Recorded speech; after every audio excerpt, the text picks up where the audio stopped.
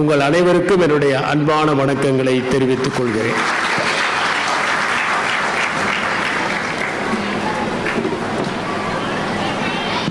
இல்ல உபயோக கண்காட்சியைப் போல நீங்கள் வந்திருப்பது ஒரு உள்ள உபயோக கண்காட்சி. மன தொய்வு ஏற்படுகிற போது அந்த தொய்வை சரி செய்து சலவை செய்வதை போன்ற புத்தகங்கள் இங்கே இருக்கின்றன. நீங்கள் அயற்சி அடைகிற போது உங்கள் மனத்தை குலுக்கி செம்மைப்படுத்துகின்ற புத்தகங்கள் இங்கே இருக்கின்றன.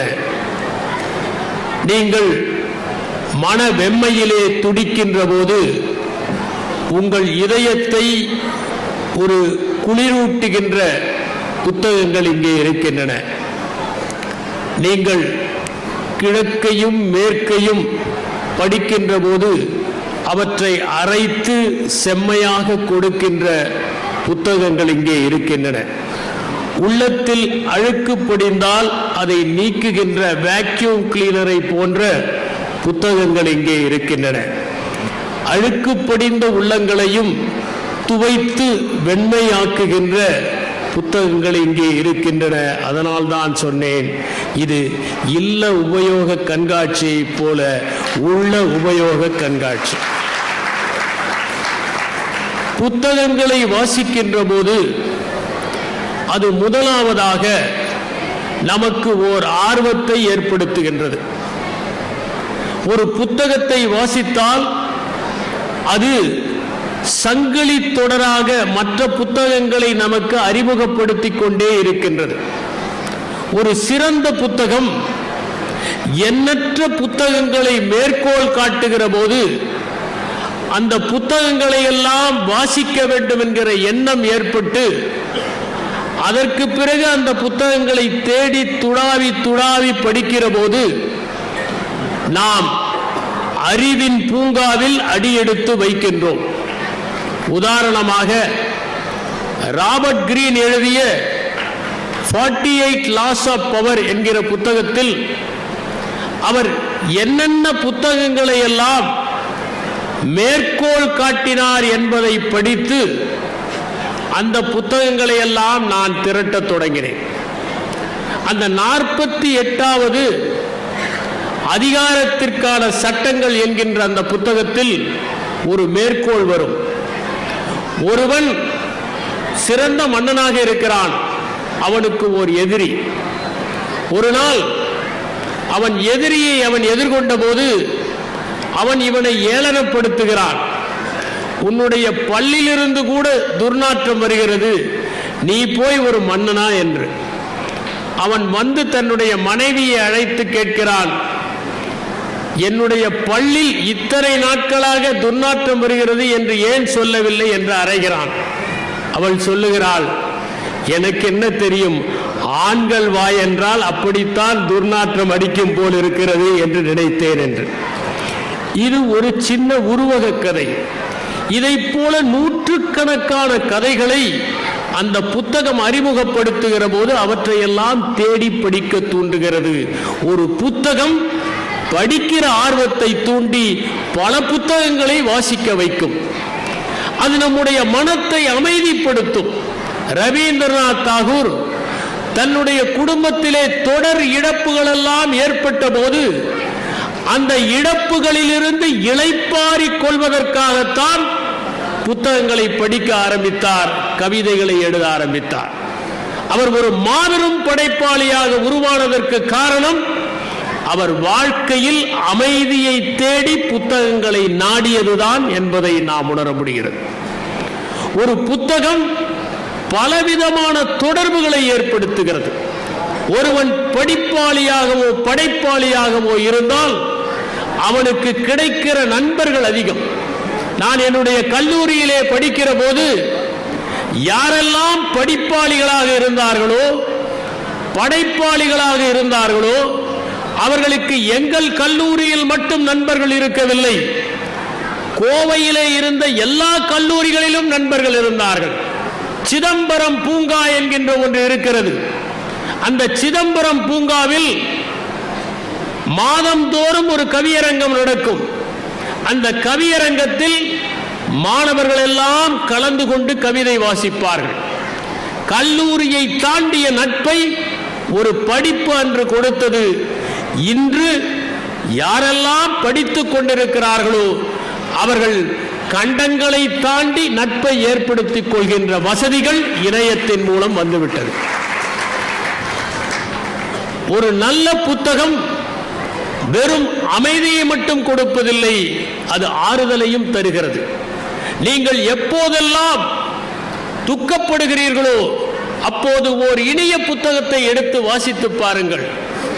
அது உங்களை அந்த இடத்திலிருந்து கடத்தி ஒரு நந்தவனத்திற்கோ கடற்கரைக்கோ மலைச்சாரலுக்கோ சில நேரங்களில் நாம் காணாத உலகத்திற்கோ அழைத்து சென்று நம்முடைய தலையை தடவி நம்மை வசதிப்படுத்துகிறது. ஒரு நல்ல புத்தகம் எப்போதுமே நமக்கு மகிழ்ச்சியை தருவதாகவும் இனிமையை தருவதாகவும் இருக்கிறது. ஒரு நல்ல புத்தகம் நமக்குள் ஒளிந்து கொண்டிருக்கும் கருணையை ஒளிர்ந்து வெளிவரச் செய்கிறது. தமிழகத்திலே ஒரு காலத்தில் மனிதனை மனிதன் இழுக்கின்ற ரிக்ஷா வண்டிகள் இருந்தன. 4-5 பேர் அமர்ந்தால் அவர்களை இழுக்கிறவர்கள் இருப்பார்கள். அந்த எளிய மக்கள் எலும்பு தெரிய தசைகள் எல்லாம் உருக தன்னை வருத்தி கொண்டு தனக்கு கிடைக்கின்ற அந்த பணத்திற்காக 4 பேரை 2 பேரை 3 பேரை இழுத்து கொண்டு போகின்ற பரிதாபமான காட்சி 50-60 ஆண்டுகளுக்கு முன்னால் இருந்தது. அதை பற்றி எழுத்தாளர் ஜெயகாந்தன் எழுதியிருந்தார். அந்த மனிதனை மனிதன் இழுக்கிற ரிக்ஷா தமிழ்நாட்டில் முதலாக ஒழிக்கப்பட்டது. ஜெயகாந்தன் ஒரு முறை குறிப்பிட்டார், ஒரு படைப்பாளியினுடைய வெற்றி படைப்பு பாராட்டப்படுவதில் இல்லை, படைப்பு நிராகரிக்கப்படுவதில் இருக்கிறது. இன்று இருக்கிற இளைஞர்கள் அதை படித்தால் இந்த கதைக்கும் நமக்கும் தொடர்பே இல்லையே, இப்போது யார் இருக்கிறார்கள் என்றுதான் சொல்வார்கள். அந்த படைப்பை காலம் நிராகரிக்கின்ற அளவிற்கு மனிதர்கள் நடந்து கொண்டால் அதுதான் அந்த படைப்பிற்கு கிடைக்கின்ற வெற்றி. தோட்டியின் மகன் என்கின்ற ஒரு புத்தகம் தகழி சிவசங்கரன் பிள்ளை எழுதியது. சுந்தரம் ராமசாமி அதை மொழிபெயர்த்திருப்பார். அதை நீங்கள் படித்தால் 2 நாட்களுக்கு உங்களுக்கு உணவு உள்ளே செல்லாது. ஒரு எளிய மனிதன், ஒரு தோட்டி தன் மகன் படித்து படித்து வாழ்க்கையிலே முன்னேற வேண்டும் என்று ஆசைப்படுகிறான். ஆனால் அவனுடைய மகன் படிக்க முடியவில்லை. அந்த நேரத்தில் பெரியம்மை வந்து அந்த ஊரே சுருண்டு விடுகிறது. தந்தை இறந்து விடுகிறான், மகன் அதே வேலைக்கு செல்கிறான். இந்த சோகத்தை தகழி சிவசங்கரன் பிள்ளை சொல்லி இருக்கிற விதத்தை பார்த்து படித்தால் நான் சொல்லுகிறேன், நீங்கள் எங்கே ஒரு தூய்மை பணியாளரை பார்த்தாலும் ஒரு நிமிடம் நின்று அவர்களுக்கு வணக்கம் செலுத்துவீர்கள். அதனுடைய அடிப்படையில் தான் மேரி என்கிற பெண்மணி, அவள் ஒரு தூய்மை பணியாளராக பணியாற்றிக் கொண்டிருக்கின்றார். அந்த தூய்மை பணியாளர் ஒரு நாள் தூய்மை பணியை செய்கிற போது ஒரு தங்க கட்டியை காண்கிறார்.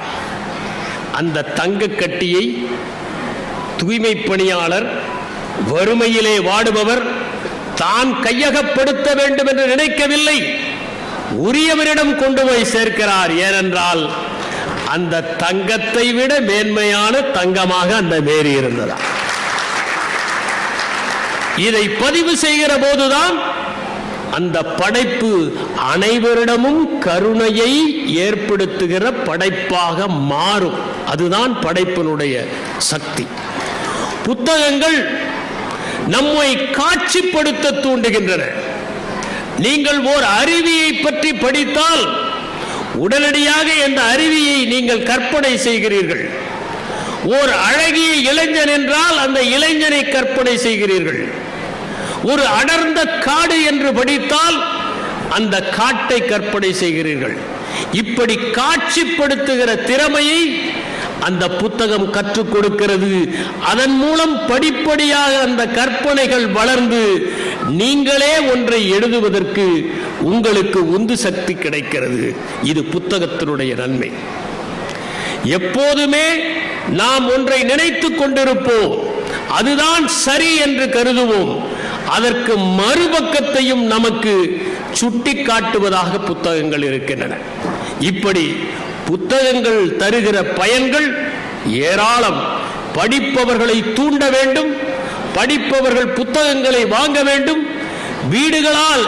வீடுகளை புத்தகங்களால் அலங்கரிக்கும் போதுதான் அது அழகான இல்லமாக மாறுகிறது என்கிற அடிப்படையில் புத்தக கண்காட்சிகளை எல்லா மாவட்டங்களிலும் நடத்தி வருகின்ற இந்த அமைப்புக்கு நான் என்னுடைய பாராட்டுகளை தெரிவித்துக் கொண்டு,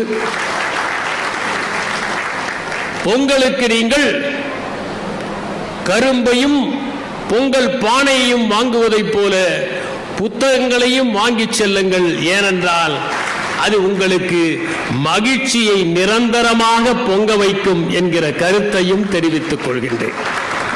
இப்போது மனமுறிவும் என்கிற தலைப்புக்கு வருகிறேன். என்னிடம் ஒருவர் கேட்டார், மனமுறிவு என்று கேட்கிறீர்களே, பேசப் போகிறீர்களே, இரண்டுக்கும் என்ன பொதுத்தன்மை என்றார். இரண்டுக்கும் சுழி சரியாக இருக்க வேண்டும் என்று நான் சொன்னேன். அண்மையிலே தினத்தந்தி நாளிதழிலே தலைப்புச் செய்தி ஒன்றை படித்தேன். தமிழ்நாட்டில் மனமுறிவு ஏற்படுகிற நிகழ்வுகள் கடந்த 10 ஆண்டுகளில் 3 மடங்காக அதிகரித்திருக்கின்றன. குடும்ப நல நீதிமன்றங்களில் 33,000 வழக்குகள் தேங்கி இருக்கின்றன. அதிலும் சென்னையில் 2014ஆம் ஆண்டு 2000க்கும் குறைவான வழக்குகள் தான் இருந்தன. இப்போது அது 5000ற்கு மேல் அதிகமாகிவிட்டது என்கின்ற குறிப்பு இருந்தது.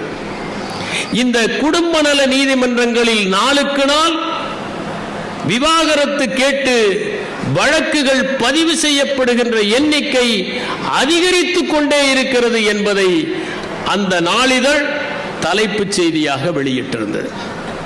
உலகத்திலேயே அதிகமான மனமுறிவுகள் நடக்கின்ற நாடு மாலத்தீவு. அங்கு 1000ற்கு 5.5, ரஷ்யாவிலே 3.1, அமெரிக்க ஐக்கிய நாடுகளில் 2.2. இதிலே குறைவான விவாகரத்துகள் நடக்கிற நாடுகள் ஜப்பான் 1, தென்கொரியா 1. ஏனென்றால் இந்த நாடுகளில் குடும்பம் என்கின்ற அமைப்பு உறுதியாக இருக்கின்ற காரணத்தால் இங்கு மனமுறிவுகள் குறைவாக நடக்கின்றன.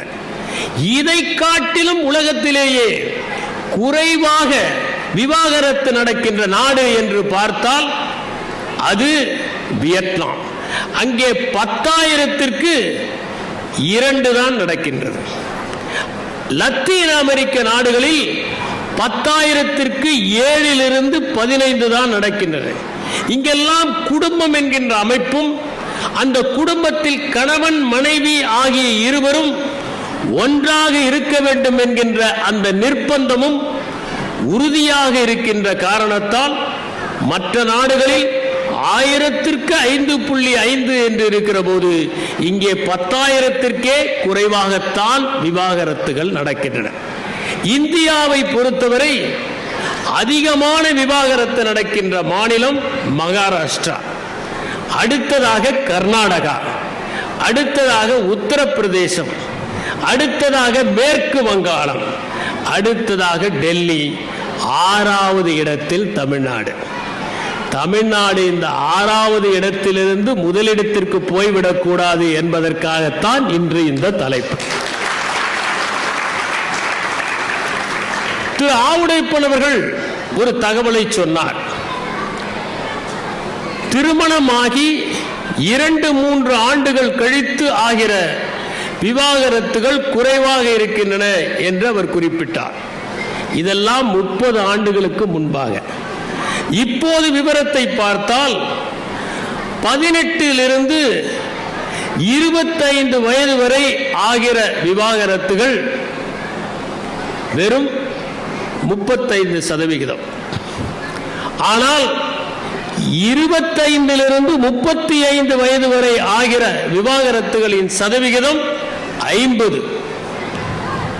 50ற்கு பிறகு 15% குறைந்து இருக்கிறது. எனவே அதிகமாவது 25 வயதிலிருந்து 35 வயது வரை தான் 50% விவாகரத்துகள் அந்த சமயத்தில் தான் நடக்கின்றன. அரசியல் செய்திகளை முதல் பக்கத்தில் வெளியிடாமல் சமூகத்தின் பிரச்சனையாக இருக்கின்ற இந்த விவாகரத்துகளை பற்றி ஒரு நாளிதழ் வெளியிட்டிருப்பது பாராட்டுதற்குரியது, மக்களின் கவனத்தை ஈர்ப்பது. திருமணத்தை பொறுத்தவரை இன்று ஒரு கவிதை நினைவுக்கு வருகிறது.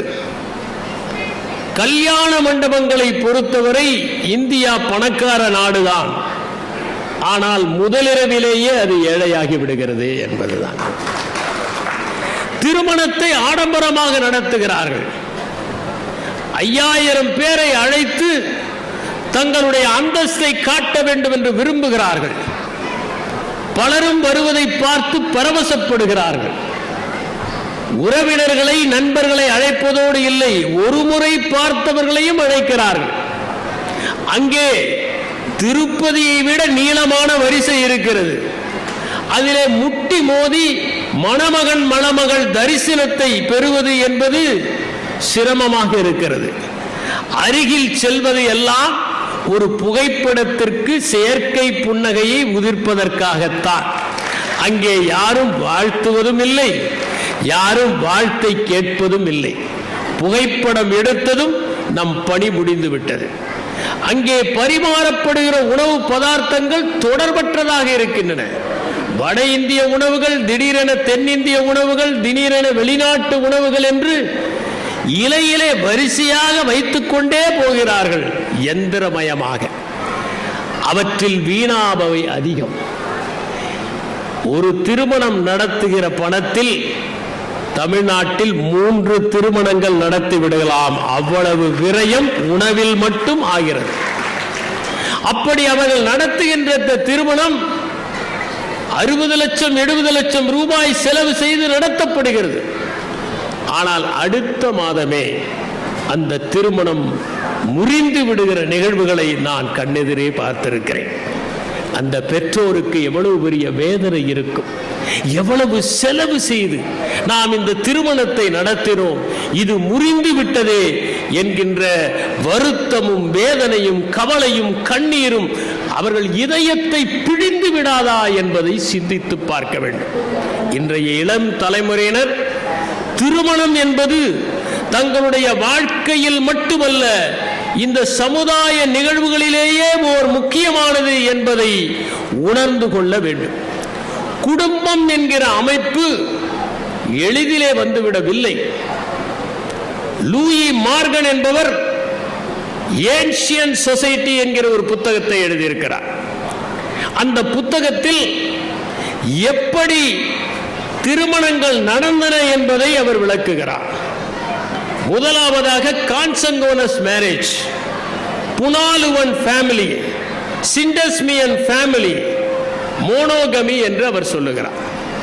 இரத்த சம்பந்தமான திருமணங்களிலிருந்து ஒருவனுக்கு ஒருத்தி என்கின்ற உறவு முறை படிப்படியாக வளர்ந்து வந்தது என்பதை லூயி மார்கன் அவருடைய நூலிலே குறிப்பிடுகிறார்.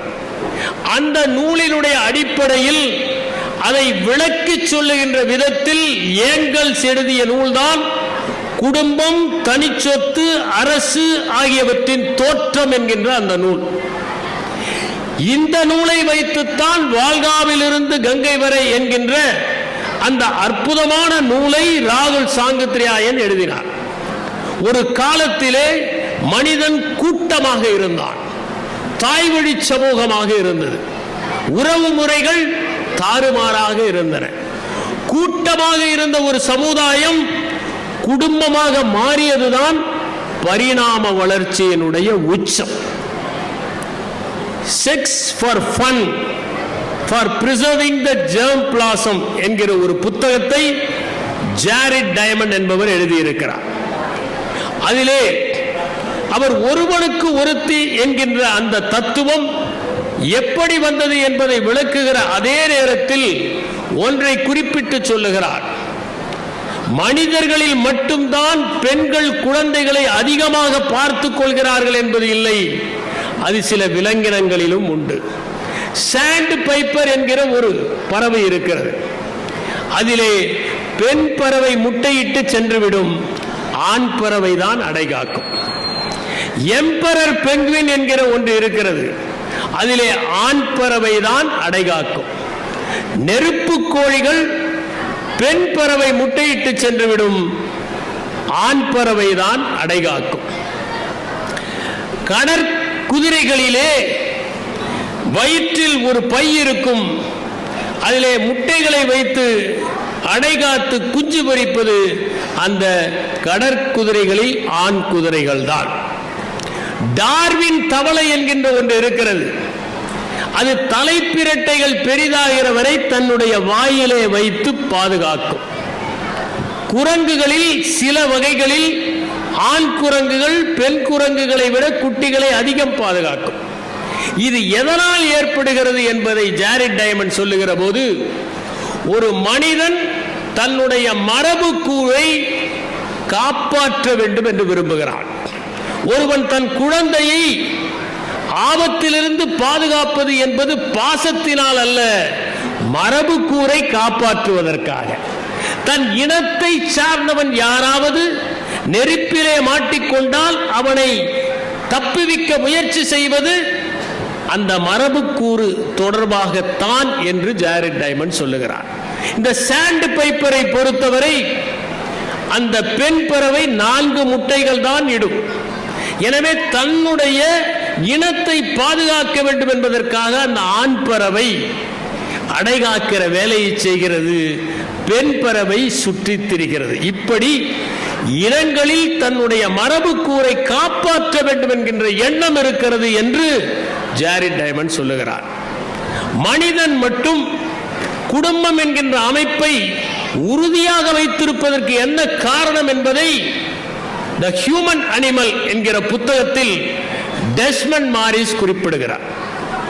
மற்ற விலங்குகள் எல்லாம் குட்டி போட்டால் உடனடியாக அது தனித்து இயங்க ஆரம்பித்து விடுகிறது. ஒரு குதிரை குட்டி போட்டால் அடுத்த நிமிடமே அது ஓட ஆரம்பித்து விடுகிறது.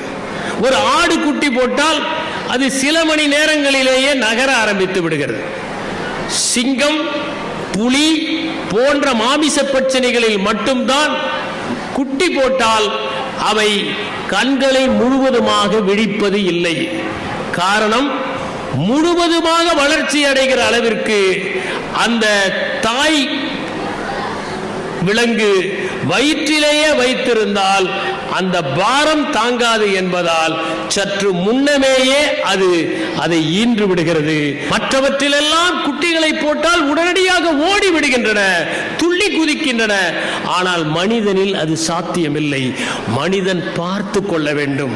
மற்றவையெல்லாம் வந்து தாக்காதவாறு அணைத்து அரவணைத்து பாலூட்டி வளர்க்க வேண்டும். இதிலே பெண் ஒருத்தி குழந்தையை பார்த்து கொண்டிருந்தால் உணவை தேடுகிற பணியை ஆண் செய்ய வேண்டும் என்பதற்காகத்தான் இருவரும் குடும்பம் என்கின்ற அமைப்பில் சிக்கிக் கொண்டார்கள் என்கின்ற கருத்தை டெஸ்மண்ட் மாரிஸ் தெரிவிக்கிறார். அதில் அவர் ஒரு கருத்தை குறிப்பிடுகிறார், மிக நேர்த்தியான ஒரு கருத்து. ஓர் ஆணும் பெண்ணும் பாடினால் பெண்ணுடைய குரல் தான் எடுப்பாக இருக்கும், ஆணுடைய குரல் மங்கி போய்விடும். காரணம், பெண்ணுடைய குரலுக்குத்தான் ஃப்ரீக்குவன்சி அதிகம், ஆணுடைய குரலுக்கு வேவ் லென்த் அதிகம். அதனால்தான் நீங்கள் ஒரு ஆணும் பெண்ணும் டூயட் பாடுகிற போது பெண்ணுடைய குரல் தூக்கலாக இருக்கிறது. ஒருவர் மட்டுமே விதிவிலக்கு, அது சீர்காழி கோவிந்தராஜர். அதற்கு காரணம், அந்த குழந்தை தப்பித்தவறி எங்காவது போனால் அந்த பெண் கூப்பிடுவதற்கும் அந்த குழந்தை கேட்டு உடனடியாக ஓடி வருவதற்கும் தான் அதிக ஃப்ரீக்குவன்சி அந்த பெண்ணுக்கு கிடைத்திருக்கிறது என்று குறிப்பிடுகிறார். ஏன் பெண்ணுக்கு நீல கூந்தல்? தொடக்கத்திலே நீரிலே நீந்துகிற போது தன் குழந்தையும் வைத்துக் கொண்டு நீந்துகிற போது தலைமுடியை பிடித்துக் கொண்டு அந்த குழந்தை பாதுகாப்பாக நீந்தும் என்கிற காரணத்திற்காகத்தான் அது ஏற்பட்டது என்கிற கருத்தை டெஸ்மண்ட் மாரிஸ் தி ஹியூமன் ஏப் என்கிற புத்தகத்தில் குறிப்பிடுகிறார். எனவே குடும்பம் என்கிற அமைப்பில் ஒரு குழந்தையை வளர்ப்பது என்பது மிகவும் சிரமம். சாத்தரிடம் கேட்டார்கள், நீங்கள் ஏன் திருமணம் செய்து கொள்ளவில்லை?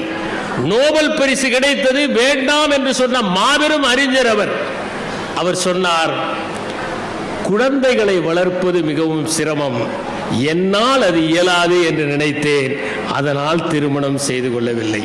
குழந்தைகளை வளர்ப்பது நோபல் பரிசு பெறுவதை விட சிரமமானது என்பதை உணர வேண்டும்.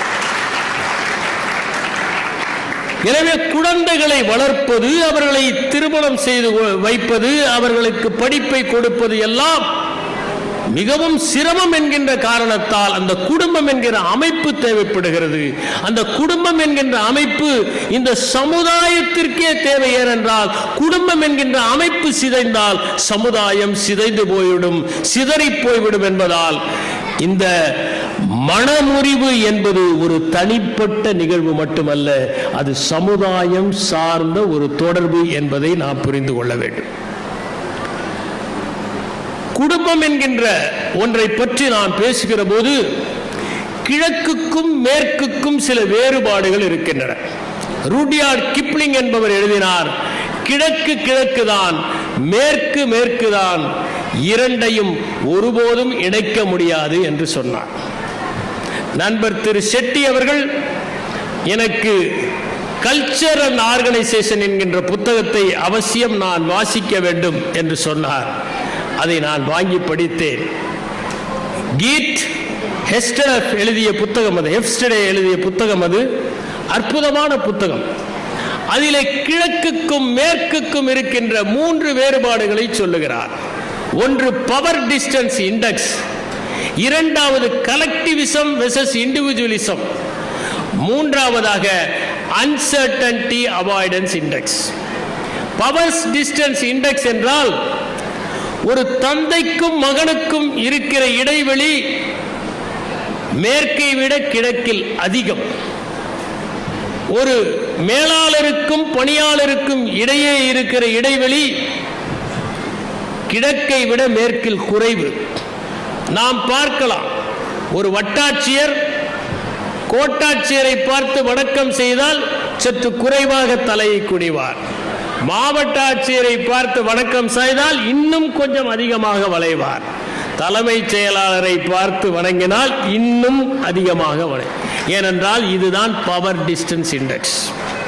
என்னுடைய நண்பர் ஒருவர் ஒரு அரசு பணியாற்றிக் கொண்டிருந்த போது அவரிடம் மேற்கிலே எப்படியெல்லாம் பணியாற்றுகிறார்கள் என்பதை பற்றி அவருடைய மேலாளர் பிரசங்கம் சொன்னார். அவருடைய பெயர் ஜான். இவர் பிரசங்கம் நடத்தி கொண்டிருக்கிற போது என்னுடைய நண்பர் மிஸ்டர் ஜான், நான் ஒன்று சொல்லலாமா என்றவுடன் அவர் கோபப்பட்டார். என்னுடைய பெயரை சொல்லுகிறீர்களா என்றார். அதற்கு இவர் சொன்னார், மேற்கிலே இது சாத்தியம், இங்கே சாத்தியமில்லை என்பதற்காகத்தான் இதை சொல்லி காட்டுகிறேன். நம் ஊரிலே அந்த இடைவெளி அதிகம். அதுதான் மேற்கிலும் கிழக்கிலும் இருக்கிற அந்த பண்பாட்டு வித்தியாசம். இரண்டாவதாக, ஒரு சின்ன நிகழ்வை கூட குடும்பத்திலே கலந்து ஆலோசித்து எல்லோரும் சிந்தித்து முடிவெடுப்பார்கள். ஒரு கார் வாங்குவது மட்டுமல்ல, ஒரு சாதாரணமான ஒன்றை வாங்குவதற்கு கூட, ஒரு திரைச்சீலையை வாங்குவதற்கு கூட இந்த விலை நமக்கு கட்டுப்படியாகுமா என்று கேட்டு வாங்குவார்கள். இது நம்முடைய பண்பாடு. ஆனால் அங்கே தனிப்பட்ட முடிவுகளை எடுப்பார்கள். இது மேற்கு. மூன்றாவதாக அன்சர்டனிட்டி அவாய்டன்ஸ் இண்டெக்ஸ். 8 மணிக்கு ரயில் வந்துவிடும் என்றால் 8 மணிக்கு வந்துவிடும். ஆனால் இங்கே 8 மணிக்கு வந்துவிடுமா என்பது சந்தேகம். இதை அவர் சொல்லுகிறார். இந்த இரண்டுக்கும் இருக்கிற வித்தியாசம் நம்முடைய பண்பாட்டின் எல்லா கூறுகளிலும் வெளிவருகிறது. உதாரணமாக, நம்முடைய குழந்தை படிக்க வேண்டும், பெரிய அறிஞராக வர வேண்டும், நல்ல பதவியிலே வர வேண்டும் என்பதெல்லாம் நம்முடைய கிழக்கிலே இருக்கக்கூடிய பண்பாடு. அதற்காக பெற்றோர் நிறைய பிரயத்தனம் எடுத்துக்கொள்வார்கள். ஏதாவது ஒரு வகையில் அவன் படித்து விட வேண்டும் என்று நினைப்பார்கள். இங்கே கூட பல பெற்றோர் வந்திருக்கிறார்கள். அவர்களுக்கெல்லாம் ஒரு வாய்ப்பு கொடுத்தால், உங்களுடைய பையன் நீட் தேர்வு எழுதுவதற்கு பதிலாக நீங்களே எழுதலாம் என்று ஒரு வாய்ப்பு கொடுத்தால் இதிலே நிறைய பேர் தயாராக இருப்பார்கள். எப்படியாவது மகனை படிக்க வைத்து விட வேண்டும், அவனுடைய வெற்றி தான் நம்முடைய வெற்றி என்று பெற்றோர் கருதுகிறார்கள். அதனால் இவர்களும் விடிய விடிய படிக்கிறார்கள், இவர்களும் பாடங்களை தெரிந்து கொள்கிறார்கள். ஆனால் மேற்கிலே அப்படி இல்லை. ஒரு வயது வரை உன்னை படிக்க வைப்பேன், அதற்கு பிறகு உன்னுடைய பொறுப்பு. நான் சில வெளிநாடுகளுக்கு போயிருக்கிறேன். திரு ஷெட்டி அவர்களைப் போல உலகத்தையே நான் பார்த்தது இல்லை. அவர் இப்போதுதான் வெளிநாடுகள் எல்லாம் சென்று விட்டு வந்தார். நான் சென்ற நாடுகளில் கூட காலை வேளையில் உணவகங்களில் இளைஞர்கள் வந்து பரிமாறுகிற பணியை செய்வதை பார்த்தேன். அவர்கள் எல்லாம் கல்லூரியில் படிப்பவர்கள். அவர்களுக்கு கட்டணத்தை பெற்றோர் கட்ட மாட்டார்கள், அவர்கள் உழைத்துத்தான் கட்ட வேண்டும். இல்லை என்றால் யாராவது அவர்களுடைய படிப்பை தாங்களே முன்வந்து ஏற்றுக்கொள்ள வேண்டும். ஆனால் நம்மூரிலே அப்படி இல்லை. 30 வயது ஆன ஒரு மகனை தந்தை கூட்டிக் கொண்டு வருகிறார். எப்படி குடிமைப்பணி தேர்வு எழுதுவது என்று சொல்லிக் கொடுங்கள் என்று. தனியாக விடுவதற்கு அவர் தயாராக இல்லை. எனவே நம்முடைய ஊரை பொறுத்தவரை இங்கு குடும்பம் என்கின்ற அமைப்பில் பெற்றோரின் வெற்றி என்பது பிள்ளைகளின் வெற்றியை பொறுத்து அமைகிறது. அமர் என்கிற ஒரு படம், பிரெஞ்சு திரைப்படம். கணவன் மனைவி தனியாக இருக்கிறார்கள், வயதானவர்கள். கணவனுடைய பெயர் ஜார்ஜ், மனைவியுடைய பெயர் ஆனி. அந்த ஆனிக்கு வயதான காலத்தில் திடீரென பக்கவாதம் வந்து விடுகிறது. படாத பாடுபடுகிறாள், எழுந்து நடக்க முடியவில்லை. உதவிக்கு ஒரு மகன் இருக்கிறான், ஒரு நாள் வந்துவிட்டு ஓடிவிடுகிறான். அவனுடைய பிரச்சனையே அவனுக்கு. இவர் பார்த்து கொள்ளுகிறார், இவராலும் முடியவில்லை, இவருக்கும் தள்ளாமை. ஏனென்றால் அந்த பெண்மணியை விட இவருக்கு வயது அதிகம். கடுமையான உழைப்பில் அந்த பெண்ணை பார்த்து கொள்ளுகிறார், அவரால் முடியவில்லை. அவள் படுகிற வேதனை சகித்து கொள்ள முடியவில்லை. ஒரு நாள் தலையணையை வைத்து அந்த பெண்ணுடைய மூச்சை நிறுத்தி விடுகிறார். இதுதான் அமர் என்கிற அந்த படம். அதற்கு பிறகு ஜார்ஜ் அங்கிருந்து போகிறார். அவர் என்ன ஆகிறார் என்று படம் காண்பிக்கவில்லை. ஜார்ஜும் தற்கொலை செய்து கொண்டார் என்பதை சூசகமாக அந்த அமர் என்கிற படம் தெரிவிக்கின்றது. தமிழிலே இதோடு வந்த ஒரு சிறுகதையை ஒப்பிடலாம் என்று கருதுகிறேன். புதுமை பித்தன் எழுதிய செல்லம்மாள் என்கிற அந்த கதை. அந்த கதையை உலகத்தின் மிகச்சிறந்த காதல் கதை என்று சுந்தர ராமசாமி குறிப்பிடுகிறார். அந்த செல்லம்மாவிலே வயதான ஒரு பெண்மணி, மகன்கள் இல்லை, மகள்கள் இல்லை. பார்த்து பார்த்து பணிவிடை செய்கிறார். கணவன் நோயாளி, சீக்காளி, இருமுகிறாள், அடிக்கடி உடம்பு பாடாய்படுத்துகிறது. அருகில் இருந்து சுடுதண்ணீர் வைத்துக் கொடுக்கிறார், கஞ்சி வைத்துக் கொடுக்கிறார், ஓடுகிறார். அவளுக்கு எல்லா விதமான பணிவிடையும் செய்கிறார். அவளால் முடியவில்லை, மூச்சு தூக்கி தூக்கி போடுகிறது. இப்படி பல நாட்கள் பணிவிடை. ஆனால் பிரியாமல் நீங்காமல் அருகிலேயே இருந்து பணிவிடை செய்கிறாள். ஒரு நாள் அவளுக்கு மூச்சு விட முடியவில்லை. மருத்துவரை அழைத்து வருவதற்காக ஓடுகிறார். திரும்பி வந்து பார்க்கிறார், செல்லம்மாளுடைய அந்த ஆவி பிரிந்து விட்டது. ஒரு நிமிடம் அமைதியாக அமருகிறார். அந்த அமைதியில் 1000 அர்த்தங்கள் உணர்த்தப்படுகின்றன. ஒரு வகையில் இவள் இன்னும் இம்சைக்கு உள்ளாகாமல் போய்விட்டாளே என்கிற ஒரு நிம்மதியும் இருக்கிறது. இதுநாள் வரை தன்னுடைய வாழ்க்கையை அர்த்தப்படுத்தி கொண்டிருந்த ஓர் உயிரும் போய்விட்டதே என்கின்ற சோகமும் அதிலே இருக்கிறது. அற்புதமான கதை அது. இதுதான் கிழக்கு. அமர் என்பது மேற்கு, செல்லம்மாள் என்பது கிழக்கு. இரண்டுக்குமான வேறுபாடு. நான் சில வயதான தம்பதிகளை பார்த்திருக்கிறேன். 40 வயது வருடம் 50 வருடம் எல்லாம் ஒன்றாக வாழ்ந்திருப்பார்கள். கணவனை பார்த்தால் மனைவியைப் போலவே தெரிவார், மனைவியும் கணவனும் சகோதர சகோதரிகளைப் போல தென்படுவார்கள். அவர்கள் எண்ணங்கள் அவர்களுடைய தோற்றங்களை கூட மாற்றி விடுகின்றன. அவர்களை தனித்தனியாக கேட்டால் கூட ஒரே பதிலை சொல்வார்கள். ஏனென்றால் அப்படி ஒன்றிய ஒரு வாழ்க்கையை அவர்கள் வாழ்ந்திருப்பார்கள். வயதான காலத்தில் தான் கணவன் என்கின்ற அந்த துணை தேவைப்படுகிறது, மனைவி என்பவளுடைய சமீபம் தேவைப்படுகிறது. அதற்காகத்தான் இந்த ஒட்டுமொத்த வாழ்க்கையும் இளமையிலே ஒன்றாக வாழ்வதற்காக அல்ல, வயோதிகத்தில் ஒன்றாக வாழ்வதற்காக, ஒருவருக்கொருவர் துணையாக இருப்பதற்காக, படருகின்ற மரமாக, பற்றுகின்ற ஒரு பிடிப்பாக, தவழுகின்ற ஓர் இடமாக இருப்பதற்காகத்தான் அந்த தாம்பத்தியம் என்பதை இந்த சம்பவங்கள் எல்லாம் சுட்டிக்காட்டுகிறது. என்னுடைய நண்பர் ஒருவர் மருத்துவமனை வைத்திருக்கிறார். அவருடைய மருத்துவமனையை பார்வையிடச் சென்றேன். அங்கே ஒரு பெண்ணுக்கு மலக்குடலில் புற்றுநோய், குடலே வெளியே இருக்கிறது. அதிலே தினமும் அவள் சாப்பிடுவ கழிவுகள் எல்லாம் தேங்கி விடுகிறது. அந்த கழிவை கணவன் தான் சுத்தப்படுத்துகிறார். நான் கேட்டேன், எத்தனை நாட்களாக நீங்கள் சுத்தப்படுத்துகிறீர்கள்? 7 ஆண்டுகளாக நான் சுத்தப்படுத்துகிறேன்.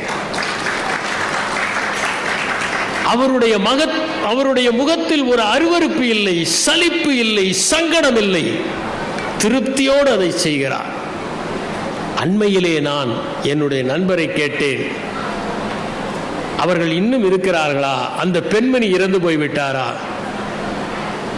என் நண்பர் சொன்னார், அந்த பெண்மணி இருக்கிறார், கணவன் தான் இறந்து போய்விட்டார்.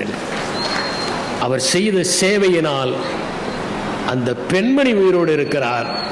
ஆனால் அந்த கணவன் அந்த துக்கத்தை பார்த்து பார்த்து நொந்து நொந்து இறந்து போய்விட்டார். இன்னொரு இடத்திலே நகர முடியாத ஒரு மனைவி, கணவன் ஊட்ட வேண்டும், கவனித்துக் கொள்ள வேண்டும், உடுப்பை மாட்டிவிட வேண்டும், பல்விளக்கி விட வேண்டும், அத்தனை பணிவிடைகளையும் 20 ஆண்டுகளாக செய்தார். மனைவி இறந்து விட்டார். கணவன் என்னிடம் சொன்னார், என்னுடைய வீடு இப்போது தனிமையாக இருக்கிறது, என் வாழ்க்கையில் ஒரு பொருள் இல்லாத மாதிரி தெரிகிறது, என்னுடைய வீட்டிலே அவள் நிறைந்து இருந்தால் இப்போது காணவில்லை, ஒரு வெறுமையை நான் உணர்கிறேன். அதனால் இங்கே வந்திருக்கிற இளைஞர்களுக்கெல்லாம் நான் குறிப்பிட விரும்புவது, இளமையிலே போடுகிற ஆட்டத்திற்காக அல்ல, வயோதிகத்திலே ஏற்படுகிற தள்ளாட்டத்திற்காகத்தான் கணவன் மனைவி என்கிற உறவு. இப்போது விரைவிலேயே திருமணங்கள் விவாகரத்திலே முடிவடைவதை பார்க்கிறோம். அது பெற்றோர் பார்த்து வைக்கிற திருமணங்கள் மட்டுமல்ல, இவர்களாகவே தேடிக்கொள்கின்ற திருமணத்திலும் இவர்கள் சென்று விடுகிறார்கள். அப்படி ஒரு நிலைமையை நாம் பார்க்க முடிகிறது. எனக்கு தெரிந்த ஒருவர் 80 வயதில் விவாகரத்து செய்து கொண்டார். அந்த நீதிபதி கேட்டார், 80 வயதில் உங்களுக்கு எதற்கு விவாகரத்து? அவர் சொன்னார், இதுநாள் வரை எங்கள் குழந்தைகள் வளர்ந்து திருமணம் செய்து கொள்வதற்காக நாங்கள் காத்திருந்தோம், இப்போது நாங்கள் விவாகரத்து செய்து கொள்கிறோம். இன்னொருவர் 70 வயதில் விவாகரத்து செய்து கொண்டார். அவருக்கும் மனைவிக்கும் கருத்து வேறுபாடுகள், சரி பிரிந்து விடலாம் என்று முடிவு செய்தார்கள். இருவரும் ஒரே வாகனத்தில் சென்றார்கள், பதிவு செய்துவிட்டு வந்தார்கள். அதற்கு பிறகு நீதிமன்றத்திலிருந்து அழைப்பாணை வந்தது. இருவரும் ஒரே வாகனத்தில் சென்றார்கள். அந்த அம்மா எனக்கு தாகம் எடுக்கிறது என்று சொன்னார். இவர் ஒரு குளிர்பானம் வாங்கி கொடுத்தார். அவர் குடித்து கொண்டிருந்தார். இதை அங்கே அந்த வழியாக வந்து நீதிபதி பார்த்து விட்டார். அவர் தீர்ப்பு சொல்லும் போது, நீங்கள் இருவரும் மகிழ்ச்சியாகத்தான் இருக்கிறீர்கள், உங்களுக்கு எதற்கு விவாகரத்து என்று சொல்லிவிட்டார். பிறகு அவர்கள் உயர் நீதிமன்றத்திற்கு சென்று அந்த விவாகரத்தை பெற்றார்கள். ஆனால் அதற்கு பிறகும் அவர்கள் ஒருவருக்கொருவர் சந்தித்துக் கொள்வார்கள், பேசுவார்கள். அவருக்கு ஏதாவது துணி வாங்க வேண்டும் என்றால் இவர் வாங்கி கொடுப்பார். அந்த அளவிற்கு அவர்கள் நட்பாக இருந்தார்கள், மிகவும் நட்பாக இருந்தார்கள். எனக்கு மராத்தியிலே ஒரு குறும்படம் ஞாபகத்திற்கு வருகிறது. ஒரு இளைஞனும் அவருடைய தோழியும் 2.5 ஆண்டுகள் ஒன்றாக இருப்பார்கள். கருத்து வேறுபாடுகள் வந்துவிட்டன, பிரிந்து விடுகிறார்கள். அதற்கு பிறகு ஒரு நாள் அவன் மும்பை வருகிறான். தன்னுடைய தோழி இருப்பது நினைவுக்கு வருகிறது. தொலைபேசியில் அழைக்கிறான்.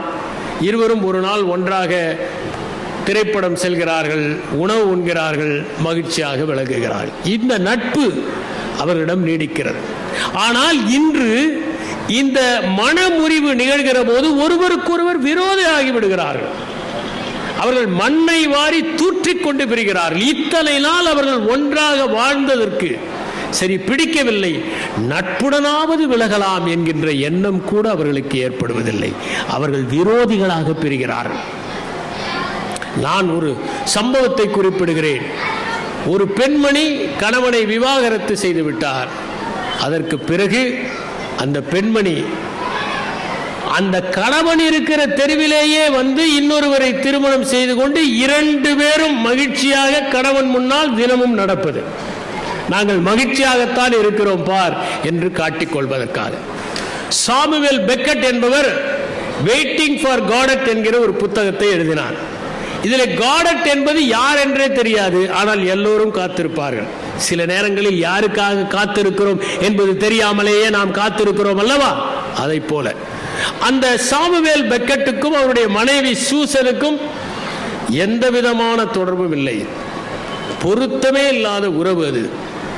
ஒரு நாள் தொலைபேசி வருகிறது. அப்போது கைபேசி இல்லாத காலம். சூசன் தொலைபேசி எடுக்கிறார். சொல்லுங்கள் என்கிறார். செய்தியை கேட்டுவிட்டு முகத்தை சுளித்துக் கொண்டே அவள் தொலைபேசியை வைக்கிறாள். பெக்கெட் கேட்கிறார், என்ன செய்தி? என்ன செய்தி? உங்களுக்கு நோபல் பரிசு கிடைத்திருக்கிறதா? இதை இவ்வளவு சோகமாக மனைவி சாமுவேல் பெக்கெட்டிடம் சொல்லினார் என்பதை நாம் படிக்க முடிகிறது. நாம் நம்முடைய இலக்கியங்களை பார்க்கலாம்.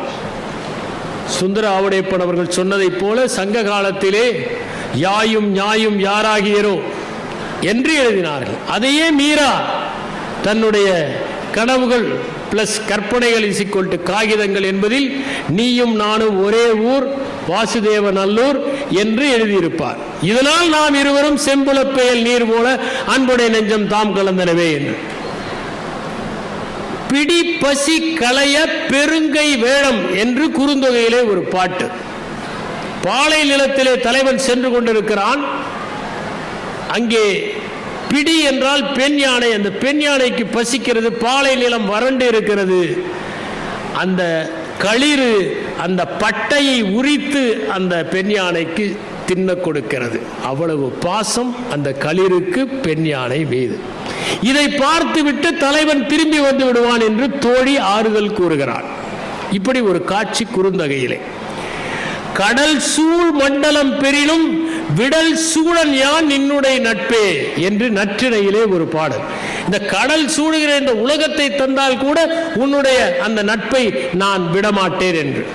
சாதல் அஞ்சேன் அஞ்சுவல் சாவின் பிறப்பு பெரிதாகின் மறக்குவன் காதலன் கொள். எனவே நான் மரணத்திற்காக பயப்படவில்லை. ஒருவேளை மரணம் ஏற்பட்டு விட்டால் என் காதலன் பிரிந்து விடுவான். அடுத்த பிறவில் வேறு யாரையாவது திருமணம் செய்து கொள்வான் அல்லவா? அதற்காகத்தான் நான் பயப்படுகிறேன் என்று சங்க இலக்கியத்திலே ஒரு பாடல் இடம்பெற்றிருக்கிறார். எனக்கு ஒரு ஆதர்சமான தம்பதிகள் என்று சொன்னால் கிஃப்ட் ஆஃப் மேகி என்கிற ஓ ஹென்றி எழுதிய அந்த சிறுகதை தான் நினைவுக்கு வருகிறது. வில்லியம் சிட்னி போர்ட்டர் என்பவர் தான் கையாடலுக்காக கைது செய்யப்படுகிறார். சிறைச்சாலையில் அவர் ஒரு எழுத்தாளராக உருவாகிறார். 300 சிறுகதைகள் எழுதுகிறார். அதிலே ஒன்று கணவன் மனைவி வறுமையிலே வாடுகிறார்கள். அவன் பெயர் ஜிம், அவள் பெயர் ஸ்டெல்லா. கைக்கும் வாய்க்குமே போதாத வருமானம். திருமண நாள் வருகிறது. கணவன் நினைக்கிறான், என் மனைவிக்கு ஏதாவது பரிசு கொடுக்க வேண்டுமே என்று. அவளுக்கு மிக அழகான ஒரு முடி. இதை வாரிக்கொள்வதற்காக ஒரு தங்கச் சீப்பு வாங்கி கொண்டு வருகிறான். ஆனால் அவளோ தன்னுடைய முடியை, அழகான முடியை வெட்டி விட்டுவிட்டு அதற்கு பதிலாக அவனுடைய கடிகாரத்திற்கு செயின் வாங்கி வருகிறாள். கடைசியில் இவளுடைய பரிசும் பயனற்று போனது, அவளுடைய பரிசும் பயனற்று போனது. ஆனால் இதைவிட உயர்ந்த பரிசு ஒருவருக்கு ஒருவர் காட்டுகிற அன்புதான் என்பதை அவர்கள் உணர்ந்து கொண்டார். நாம் ஏன் பெற்றோர் ஏற்பாடு செய்த திருமணங்கள் விவாகரத்தில் முடிகின்றன என்பதை பற்றி சிந்திக்க வேண்டும். முதலாவதாக, அதிக எதிர்பார்ப்புகள் இருக்கின்றன. திருமண வாழ்க்கையை பற்றி நிறைய மன தயாரிப்பு செய்து கொள்கிறார்கள். அந்த எதிர்பார்ப்புகள் எல்லாம் நிறைவேறாவிட்டால் ஏமாறி விடுகிறார்கள். நான் படித்திருக்கிறேன். கணவனை தேடுகின்ற ஒரு கடை பல அடுக்கு மாடி கொண்டது. நீங்கள் முதல் மாடியில் திருப்தி அடையவில்லை என்றால் இரண்டாவது மாடிக்கு போகலாம், பிறகு மூன்றாவது மாடி. அவள் தரைதளத்திற்கு செல்லுகிறாள். அழகான கணவன் கிடைப்பான். அதை பார்த்தாள். சரி, இதைவிட நன்றாக இருந்தால் என்று முதல் மாடிக்கு போகிறாள். அழகும் அறிவும் உள்ள கணவன் கிடைப்பான். இதைவிட நன்றாக இருந்தால் என்ன? அறிவும் அழகும் பண வசதியும் கொண்டவன். ஆகா, இதைவிட நன்றாக இருந்தால் என்று நாலாவது மாடி. அறிவும் அழகும் பண வசதியும் குணமும் கொண்ட கணவன். ஆகா என்று அடுத்த மாடிக்கு போகிறாள். உங்கள் தேவையை எங்களால் பூர்த்தி செய்ய முடியாது, இந்த வழியாக இறங்கி போய் விடுங்கள் என்று ஒரு பலகை மாட்டப்பட்டிருக்கிறது என்று. திருமணத்தை பற்றிய நிறைய தயாரிப்புகள் இல்லாத இருந்ததனால்தான் அந்த காலத்து திருமணங்கள் வெற்றி பெற்றன. நாம சில தயாரிப்புகளை செய்து கொண்டால் அந்த மன தயாரிப்புகளுக்கு ஏற்ற வாழ்க்கை அமையாவிட்டால் ஏமாற்றம் ஏற்பட்டு விடும். தன்முனைப்பின் காரணமாக திருமணங்கள் முறிந்து போவதை பார்க்கலாம். மூவா கள்ளோ காவியமோ என்கிற ஒரு நாவலை எழுதியிருக்கிறார். ஒவ்வொரு பாத்திரமும் தன்னுடைய பங்கை பேசுவதைப் போல.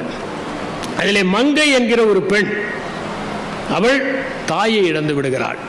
அத்தை வளர்க்கிறாள், கொடுமைக்கார அத்தை. அவள் கெடுபிடிகளை அவளால் தாங்க முடியவில்லை. தொடர்வண்டி நிலையத்தில் ஒரு குடும்பத்தை சந்திக்கிறாள். அவர்களுடைய அன்பு ஈர்த்து விடுகிறது. அவர்களோடே பயணப்படுகிறாள். அவர்கள் வீட்டுக்கு செல்கிறாள். வேலை பெண்ணாக செல்கிறாள். அந்த வீட்டிலே ஒரு பெரியவர் இருக்கிறார். அவர் அவளை படிக்க சொல்லுகிறார், எழுத சொல்லுகிறார், கற்றுத் தருகிறார். அவள் படிக்க ஆரம்பிக்கிறாள். புத்தகங்களை எல்லாம் வாசிக்க ஆரம்பிக்கிறாள். பிறகு அங்கிருந்து சகோதரி வீட்டுக்கு சென்று விடுகிறாள்.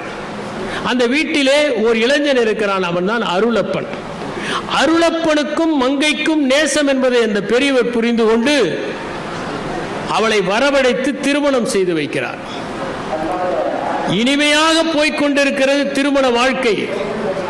ஒரு நாள் நண்பனோடு இரவு உணவுக்கு வீட்டுக்கு அழைத்து வருகிறான். அவள் ஈசி சேரில் சாய்ந்து கொண்டிருக்கிறாள். அயற்சியின் காரணமாக கண்களை மூடி. கணவன் மங்கை என்கிறான். சாப்பாடு எடுத்து வைத்திருக்கிறேன், போட்டு சாப்பிடுங்கள் என்கிறாள். அவ்வளவுதான். அவள் கணவன் நண்பனோடு வந்ததை பார்க்கவில்லை. அயற்சியின் காரணமாக சொல்லிவிடுகிறார். அந்த ஒற்றை வார்த்தையின் காரணமாக அவர்கள் பிரிந்து விடுகிறார்கள். மங்கை அங்கிருந்து மும்பை செல்கிறாள். ஒரு கடையிலே மேற்பார்வையாளராக இருக்கிறாள். அவருக்கும் அருளப்புக்கும் பிறந்த தேன்மொழிக்கு அருளப்பன் அம்மா இறந்து விட்டாள் என்கிற பொய் சொல்லுகிறான். கடைசியாக கண்டுபிடித்து மங்கை வருகிறாள். ஆனால் தேன்மொழி அவளை சாகும் வரை அம்மா என்று அழைக்கவில்லை என்று கள்ளோ காவியமோ என்கிற அந்த கதை முடிகிறது. தன்முனைப்பின் காரணமாக கணவன் மனைவி ஆகியோர் ஒரு சின்ன பிரச்சனையை பேசி தீர்த்திருக்கலாம். இருவரும் அமர்ந்து என்ன என்று கேட்டிருக்கலாம். அவளுக்கு உடம்பு முடியாமல் இருந்திருக்கலாம். அவன் நண்பனோடு வந்தது தெரியாமல் இருந்திருக்கலாம்.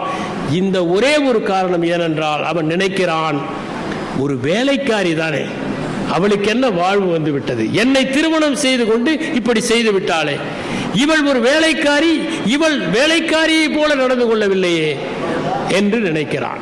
இதுதான் அந்த பிணக்குக்கு காரணம், இருவரும் பிரிவதற்கு காரணம். இதை போலத்தான் பிணக்கு என்கின்ற கதையை கூட ஜெயகாந்தன் எழுதியிருப்பார். ஆனால் இந்த கள்ளோ காவியமோ என்பது தன்முனைப்புக்கு ஓர் உதாரணம். அடுத்ததாக முக்கியமானது நான் உயர்ந்தவன் என்று நினைப்பது.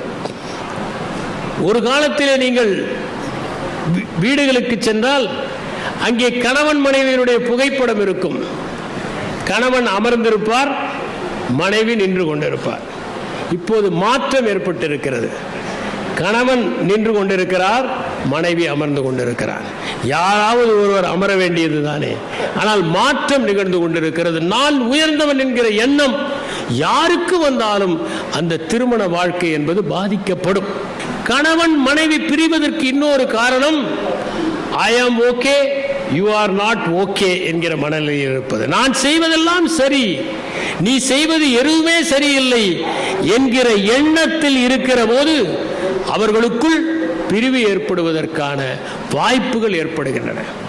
இன்னொரு பக்கம் நாம் நன்றாக கவனித்து பார்த்தால், இன்று இருப்பவர்கள் மேற்கை போல அதிக பரப்பு வெளியை நாடுகிறார்கள். தன்னுடைய இடத்தில் அடுத்தவர்கள் பிரவேசிக்க கூடாது என்கிற எண்ணம் அவர்களுக்கு உறுதியாக இருக்கிறது. இன்னொன்று, நாம் இப்படித்தான் இருக்க வேண்டும் என்கின்ற ஒரு வரையறை செய்து கொள்ளுகிற போதும் இந்த திருமணங்கள் தோல்வியிலே முடிகின்றன. நான் கேள்விப்பட்டிருக்கிறேன். என் நண்பர் ஒருவர் சொன்ன கதை இது. அவருடைய நண்பர் ஒருவர் மனைவி இறந்து, தாய் இறந்து விட்டார், திருமணம் செய்து கொண்டார். மனைவி எந்த உணவு சமைத்தாலும் இதை வாயிலேயே வைக்க முடியவில்லை என்று தூக்கி எறிவார். என் அம்மா எப்படி சமைப்பார், அதை போல நீ சமைக்கிறாயா என்று தூக்கி தூக்கி எறிவார். ஒரு நாள் அந்த நண்பன் வந்ததும், என் மனைவி மோசமாக சமைக்கிறாள் என்று சொல்லி, இன்று நீ சாப்பிட்டு பார் என்று சொல்லியிருக்கிறார். மனைவி பரிமாறினார். இவன் அம்மாவின் சமையலையும் சாப்பிட்டு இருக்கிறான். இப்போது மனைவியின் சமையலை சாப்பிட்டால் அம்மாவின் சமையலை விட மனைவியின் சமையல் நன்றாக இருந்தது. ஆனால் அவனுடைய ஆழ்மனத்தில் அம்மாவின் சமையல் மட்டும்தான் ருசியானது என்பது பதிந்து விட்டது. நான் ஒரு சம்பவத்தை சொல்லுகிறேன். என்னுடைய நண்பர் ஒருவர் கத்தரிக்காய் சாப்பிட மாட்டார். அவரிடம் கேட்டேன், அவர் சுத்த சைவ குடும்பத்தில் வந்தவர், கத்தரிக்காய் ஏன் சாப்பிட மாட்டேங்கிறீர்கள் என்று கேட்டேன். ஒரு நாள் சாப்பிட்டு கொண்டிருந்த போது, இது மீன் மாதிரி இருக்கிறது என்று ஒரு நண்பர் சொன்னார், அதிலிருந்து நான் சாப்பிடுவதில்லை என்றார். மீனுக்கும் இதற்கும் என்ன தொடர்பு இருக்கிறது என்றேன். ஆழ்மனத்தில் பதிந்து விட்டது, நான் என்ன செய்ய முடியும் என்றார். ஒரு மாதம் கழித்து அவர் மீன் சாப்பிட்டு கொண்டிருப்பதை பார்த்தேன். அவரிடம் கேட்டேன், மீனையே சாப்பிடுகிறீர்கள், கத்தரிக்காய்? அவர் சொன்னார், இது ஆழ்மனத்தில் பதியவில்லை, அதனால் சாப்பிடுகிறேன் என்று. ஏனென்றால் ஆழ்மனம் மேல் மனத்தை விட உறுதியானது. ஆகவே அந்த மனிதர் தன்னுடைய தாய் சமைப்பது மட்டும்தான் நல்ல சமயம், வீட்டை விட்டு வெளியே போகவில்லை, எந்த சமையலையும் சாப்பிட்டதில்லை. வீட்டிலேயே ஒரு பெட்டி கடை, அதை பராமரித்து விடுகிறார். அம்மாவின் சமையல் ஒன்றுதான் அவருடைய உணவு, அதனால் நினைக்கிறார் இது மட்டும்தான் என்று. இதுதான் ஸ்டீரியோ டைப்பிங் என்று சொல்லுவார்கள். அப்படி நீங்கள் நினைத்தால் அந்த திருமண வாழ்க்கை வெற்றி பெறுவதற்கான வாய்ப்புகள் இல்லை. இப்போது இருக்கிற தலைமுறை ஓவர் திங்கிங் என்று சொல்லப்படுகின்ற விளைவுகளை பற்றி நிறைய கற்பனை செய்து கொள்கிறார்கள். எனக்கு தெரிந்த ஒரு பெண்மணி இன்னும் திருமணமாகவில்லை.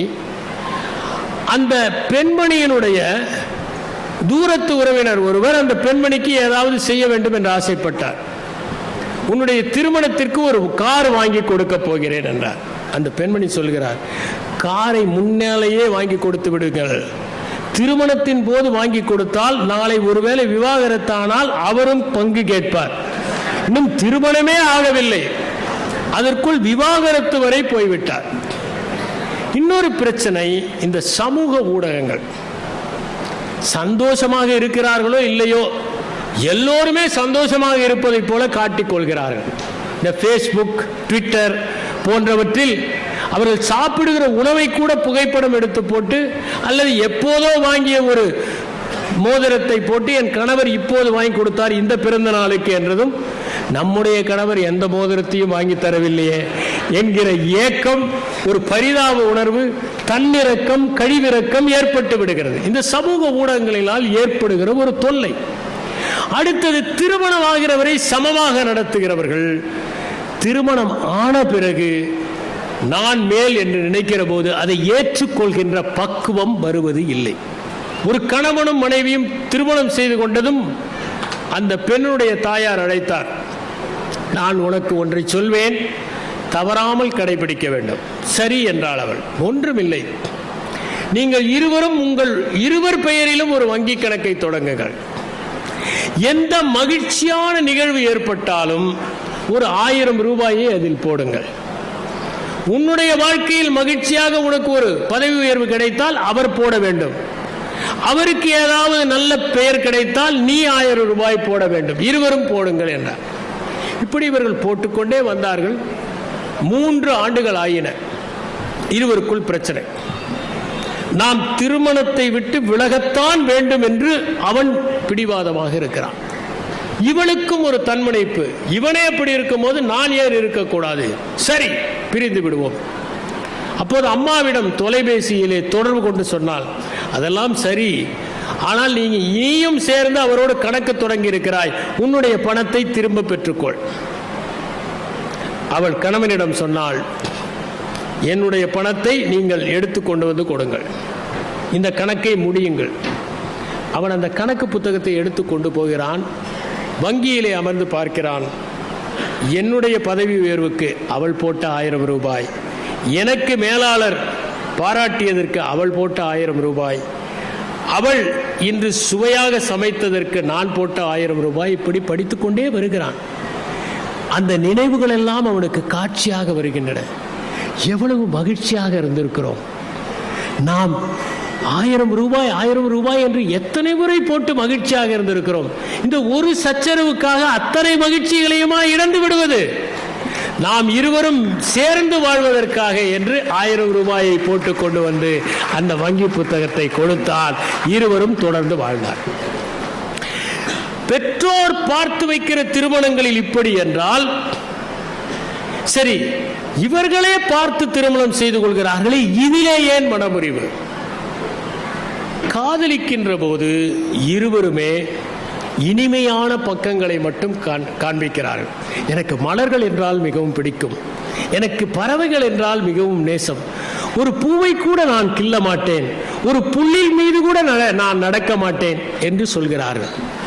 தினசரி அந்த பெண் கட்டி வருகிற சேலையினுடைய வண்ணத்தை கூட சொல்கிறார். இதையெல்லாம் பார்த்து அவள் அசந்து போகிறாள். ஆகா, எவ்வளவு பிரியம் என் மீது, இவ்வளவு மென்மையானவரா? மேன்மையான பக்கங்களை மட்டுமே காட்டுகிறார். அதை பார்த்து விட்டு அந்த பெண் நினைக்கிறாள், எவ்வளவு மேன்மையானவர். அப்படி நினைக்கிறாள். ஒரு கற்பனையான உலகத்தில் இருவருமே வாழ்கிறார்கள். சண்டை சச்சரவில்லாத, எப்போதும் நேசிக்கின்ற. ஒரு உதாரணத்திற்கு, கணவன் வீட்டிற்கு வருகிற போது அந்த பெண்மணி கதவின் பின்னால் நின்று கொண்டு பே காட்டி இருக்கிறார். அவன் பயந்து போய்விட்டான், கண்டபடி திட்டிவிட்டான். ஏனென்றால் அவள் இப்படியெல்லாம் நடந்தால்தான் இந்த திருமண வாழ்க்கை நன்றாக இருக்கும் என்று எங்கேயோ படித்து கொண்டு வந்து அதை செய்திருக்கிறார். இப்படி ஒரு கற்பனையான உலகத்திலே அவர்கள் வாழ்கிறார்கள். ஒரு புலன் மயக்கம், கல்யாணம் ஆகிற வரை ஒரு புலன் மயக்கம் இருவருக்கும் இருக்கிறது. அதனால் அந்த புலன் மயக்கத்தின் காரணமாக அவர்கள் எது செய்தாலும் அழகாக தெரிகிறது. கீட்ஸ் சொன்னார், a thing of beauty is a joy forever என்று. அது உண்மை அல்ல. நீங்கள் மகிழ்ச்சியாக இருக்கிற போது எல்லாம் அழகாக இருக்கிறது என்பதுதான் உண்மை. அழகாக இருக்கிற பொருட்களால் மகிழ்ச்சி அல்ல. நீங்கள் மகிழ்ச்சியாக இருக்கிற போது எதை பார்த்தாலும் அது மகிழ்ச்சியாகத்தான் இருக்கும். ஒரு புலன் மயக்கம். வீரபாண்டியன் மனைவியில் ஜனநாதன் எழுதியிருப்பார், இந்த வயதில் கழுதை கூட அழகாகத்தான் இருக்கும் என்று. அப்படி ஒரு மயக்கம், அந்த புலன் மயக்கம். ஒரு சந்தர்ப்பவாதம். இருவரும் ஒரே இடத்தில் பணிபுரிகிறோம், அந்த சம்பளம் வந்தால் நன்றாக இருக்கும். இப்போதெல்லாம் சொல்லுகிறார்கள் டிங்க் என்று. டிங்க் என்றால் டபுள் இன்கம் நோ கிட்ஸ் என்று பொருள். இருவரும் சம்பாதிக்கிறார்கள், குழந்தைகள் இல்லை என்கிற ஒரு வரைமுறை இருக்கிறது. சந்தர்ப்பவாதத்தின் காரணமாகவும் அது ஏற்படுகிறது. இன்னொரு பக்கம் பார்த்தால் நடைமுறை வாழ்க்கையை பற்றி அவர்கள் புரிந்து கொள்ளாமல் இருப்பது. நடைமுறை வாழ்க்கை என்றால் என்ன? பொறுப்புகளை ஏற்றுக்கொள்ளாமல் இருப்பது. திருமணம் என்றாலே பொறுப்பு தான். கணையாடியிலே ஒரு கதை. இவன் கதை எழுதுகிறான், மனைவி வருகிறாள், நம் வீட்டில் அரிசி பருப்பு கூட இன்னும் வாங்கவில்லை, நீங்க அதற்குள் கதை எழுதுகிறீர்களா என்று வாங்கி அந்த காகிதத்தை கிழித்து எறிந்து விட்டான். இவன் இரவு படுத்துக்கொண்டு யோசிக்கிறான், நம்மை ஒருத்தி நேசித்தால் நம் கதைகளையே நேசிப்பாள். ஒவ்வொரு வரியையும் மனப்பாடம் செய்து எவ்வளவு அழகாக இருக்கிறது என்று சொல்லுவார். மருத்துவர் சிவகடாட்சம் அவருடைய மனைவி இன்னமும் சொல்லிக் கொண்டிருக்கிறார். அப்படி அவள் காதலிக்கிற போது சொல்லுவாள், எவ்வளவு என்னுடைய கவிதைகளை நேசிப்பாள். இப்போது ஒருத்தி இருக்கிறாளே, நான் எழுதுவதை கிடித்தல்லவா எறிகிறாள் என்று அவன் நினைத்து கொண்டு பிறகு அவனே ஆறுதல் அடைகிறான். அவள் தானே இவள், அவளை தானே கல்யாணம் செய்து கொண்டோம். ஆனால் என்ன செய்வது, நடைமுறை வாழ்க்கைக்கு இப்படித்தானே இவள் இருக்க முடியும், என்ன செய்வது என்று அந்த கதை கணையாடியிலே வந்த கதை முடிந்துவிட்டது. நடைமுறை வாழ்க்கையை சிந்திக்க வேண்டும். அதை போலவே இன்னமும் சமூக ஊடகங்களை பற்றி பார்த்து அவற்றையே நாம் நினைத்து கொண்டிருப்பது போன்றவையும் பல நேரங்களில் இந்த இணைந்தவர்களுடைய பிரிவையும் ஏற்படுத்தி விடுகிறது. இன்று அந்த நாளிதழிலே வந்ததைப் போல மனமுறிவுகள் ஏன் அதிகமாகி இருக்கின்றன? ஒரு முறை ஜெயகாந்தனுடைய அக்னி பிரவேசத்தையும் புதுமைப்பித்தன் எழுதிய அந்த பொன்னகரம் என்கின்ற கதையும் பற்றி ஒரு விமர்சனத்தை படித்தேன். ஜெயகாந்தன் அக்னி பிரவேசத்தை எழுதிய காலத்தில் இப்படி ஒரு கதையை எழுதலாமா என்கிற விவாதம் நடந்தது. புதுமைப்பித்தன் கற்பு என்று கதைக்கிறீர்களே ஐயா, இதுதான் ஐயா பொன்னகரம் என்று முடித்த அந்த 3 பக்க கதையில் அரை பக்கம்தான் கதை, மற்றவை எல்லாம் பொன்னகரத்தை பற்றிய வர்ணனை. அந்த கதையை படித்து இப்படி சாத்தியமா என்று நினைத்தார்கள். ஆனால் இன்று அந்த கதை எந்த விதமான சலசலப்பையும் ஏற்படுத்தாது. ஏனென்றால் அதைவிட சமூகம் வேறு மாதிரியாக இருக்கிறது. இது ஏற்றுக்கொள்கிற சமூகம் வந்துவிட்டது. அப்படி சமூகம் ஒரு காலத்தில் மனமுறிவு என்றால் வேறு விதமாக பார்த்தார்கள், இன்று சகஜமாக ஏற்றுக்கொள்ள ஆரம்பித்து விட்டார்கள். ஒரு காலத்திலே அவர்கள் வாழாவெட்டி என்கிற பட்டத்தை கொடுத்தார்கள். அந்த கரை இருந்தது, இன்று அந்த கரை இல்லை. சமூகம் இவற்றை எல்லாம் ஏற்றுக்கொண்டது. சமூகம் இவற்றை பற்றி எல்லாம் கவலைப்படுவதே இல்லை. ஏனென்றால் இதைவிட பெரிய கவலை அவர்களுக்கு இருக்கிறது. அடுத்தவர்களை பற்றி கவலைப்படுவதற்கு நேரமே இல்லை. அடுக்ககங்களிலே அமுங்கி போய்விடுகிற ஒரு சமூகத்திலே ஒருவர் இதை பற்றி எல்லாம் கவலைப்பட்டுக் கொண்டு இருக்க முடியாது என்கிற நிலைமை உருவாகிவிட்டது. கிழக்கிலும் சரி மேற்கை போல தனிப்பட்ட சிந்தனைகள் தூக்கலாக இருக்க ஆரம்பித்திருக்கின்றன. என்னுடைய பிரதேசத்திற்குள் நீ நுழையக்கூடாது என்கிற எண்ணம் ஏற்பட்டு விட்டது. இன்று பெண்கள் நன்றாக படித்திருக்கிறார்கள், ஆண்களை சார்ந்திருக்க வேண்டிய அவசியம் இல்லை. சில இடங்களில் பெண்கள் ஆண்களை விட அதிகம் சம்பாதிக்கிறார்கள், சொந்த காலிலே நிற்க முடியும் என்கிற வைராகியம் இருக்கிறது. எனவே அவர்கள் விவாகரத்து செய்வதற்கு துணிச்சலாக இருக்கிறார்கள். இன்னொரு பக்கம் பார்த்தால் பெற்றோரும் இதை ஏற்றுக்கொள்கிறார்கள். நீ கணவன் வீட்டிலே இம்சை பெறுவதை விட இங்கே வந்துவிடு. ஒரு காலத்திலே சொல்வார்கள், வந்தால் நீ கணவனோடு தான் வீட்டுக்கு வர வேண்டும் என்று. இப்போது தனியாக வந்தாலும் சரி பெண்ணை ஏற்றுக்கொள்கிற ஒரு பக்குவம் வந்துவிட்டது. எளிதாக சட்ட உதவிகள் கிடைக்கிறது, விவாகரத்து செய்துவிடலாம் என்கிற நிலைமை. இன்னொன்று நான் சொல்லுகிறேன், 24 மணி நேரமும் ஒருவரோடு வாழ்வது என்பது உலகத்திலேயே சிரமமான ஒரு செயல். சிக்மண்ட் ஃப்ராய்டு சொன்னார், நீங்கள் 24 மணி நேரம் மட்டும் உண்மையே பேசுவது என்று முடிவெடுத்தால் எல்லா உறவுகளுமே அருந்துவிடும் என்று சொன்னார். உறவுகள் எல்லாம் நீடித்திருப்பதற்கு காரணமே பொய்களால் நாம் முட்டு கொடுப்பதால் தான். எனவே அவ்வப்போது பொய்களை சொல்லுவது திருமணத்திற்கு நல்லது என்பது அதிலிருந்து தெரியும். அது 24 மணி நேரமும் வாழ்வது என்பது சிரமம். அதை போலவே மற்றவர்களை பார்த்து மற்றவர்கள் எல்லாம் மகிழ்ச்சியாக இருப்பதை போன்ற பிம்பத்தை சமூக ஊடகங்கள் கட்டமைக்கின்றன. தவறான தொடர்புகள் சமூக ஊடகங்களால் எளிதில் ஏற்பட்டு விடுகின்றன. என்னுடைய வளர்ச்சியும் முக்கியம் என்று நினைக்கிற மனப்பான்மை ஆணுக்கும் வந்துவிட்டது, பெண்ணுக்கும் வந்துவிட்டது. குடும்பத்திற்காக நான் தியாகம் செய்வேன், என்னுடைய பதவி உயர்வு வேண்டாம் என்று எழுதி கொடுத்தவர்களை நாம் பார்ப்போம்.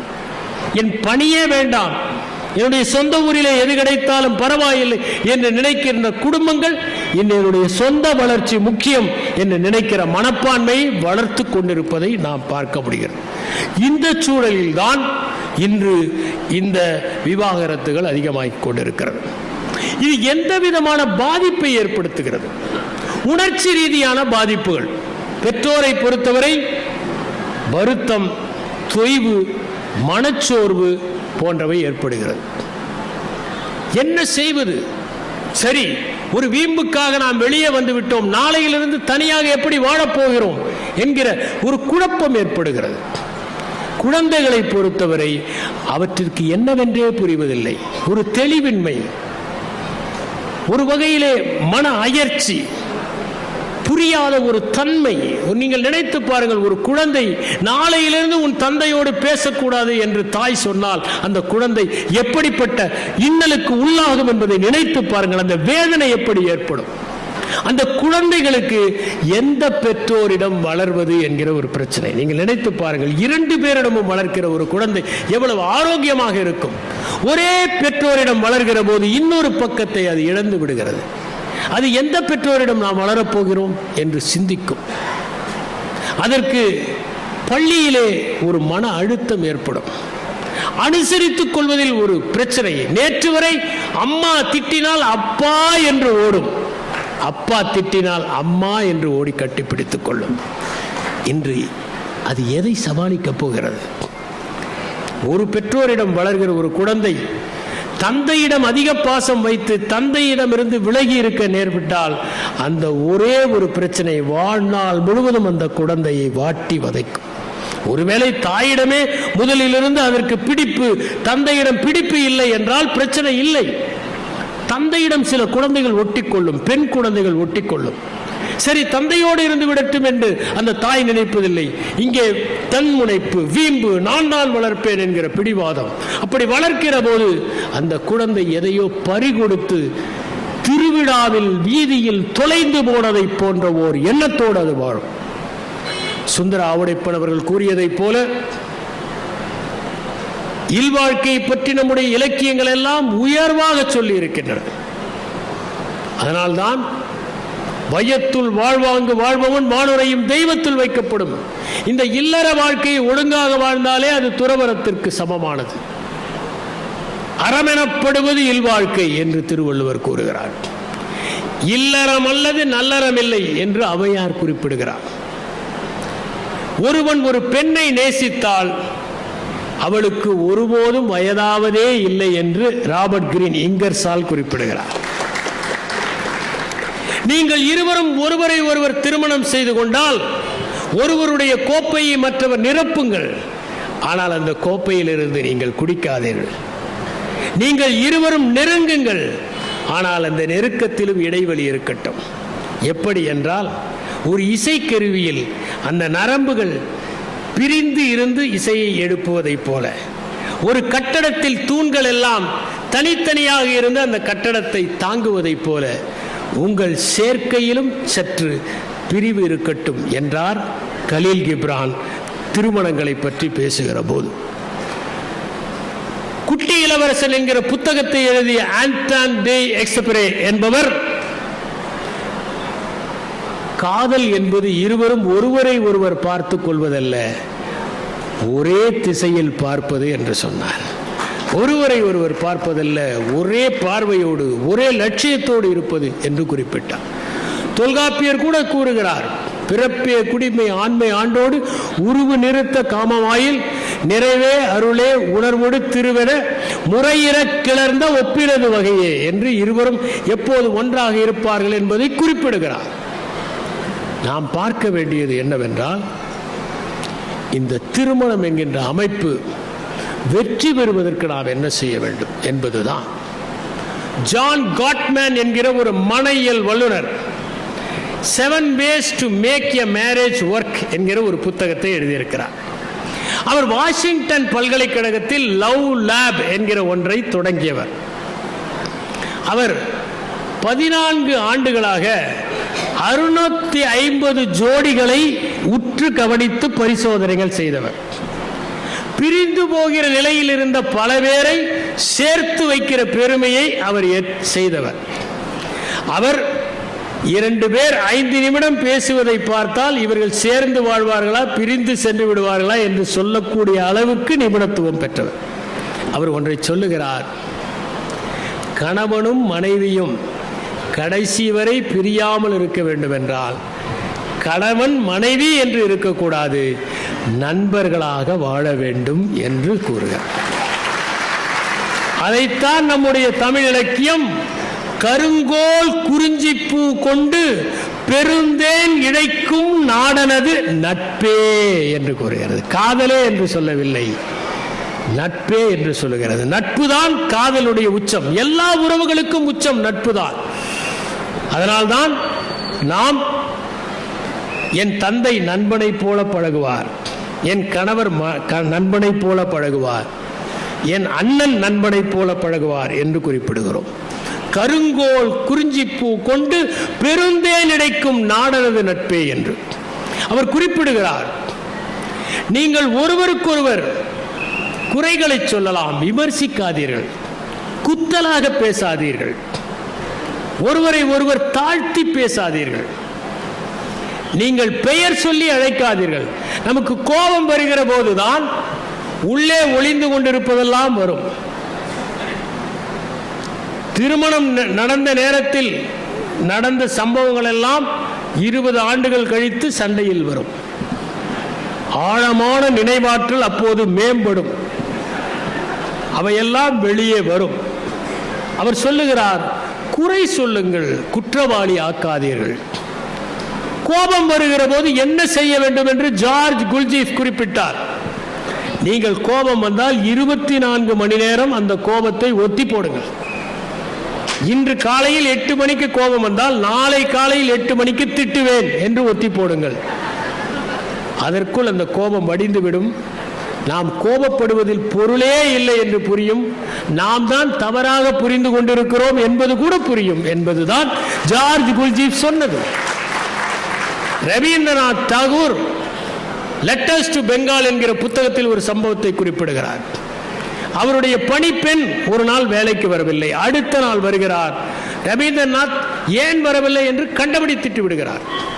அந்த காலத்தில் கைபேசி எல்லாம் இல்லை, எனவே பொய் சொல்ல வாய்ப்பு இல்லை. கைபேசியை வைத்துக்கொண்டு அப்போதுதான் அலுவலகத்தில் இருந்து கிளம்பி இன்னும் 5 நிமிடத்தில் வந்து விடுவேன் என்று நம் நேரத்தில் துண்டி போடுகிறார்களே, அவற்றை எல்லாம் செய்ய முடியாது. அடுத்த நாள் வந்ததும் கோபப்பட்டு கத்தி விடுகிறார். அந்த பெண் சிறிது நேரம் கழித்து கண்களை கசக்கிக் கொண்டு சொன்னார், நேற்று என் அம்மா இறந்து விட்டார், அதனால் வர முடியவில்லை. வருத்தப்படுகிறார் ரவீந்திரநாத் தாகூர். ஒருவேளை அவர் 24 மணி நேரம் அதை தள்ளி போட்டிருந்தால் இப்படி தேவையில்லாமல் கோபப்பட்டிருக்க வேண்டிய அவசியம் இல்லை. மகா கவிஞர் தான், ஆனால் தவறாக கோபப்பட்டு விட்டார். அதனால் காட்மன் சொல்லுகிறார், சொன்ன சொல்லையும் எரிந்த கல்லையும் இழந்த நேரத்தையும் திரும்ப பெறவே முடியாது. அதுதான் அவர் சொல்லுகிறார்.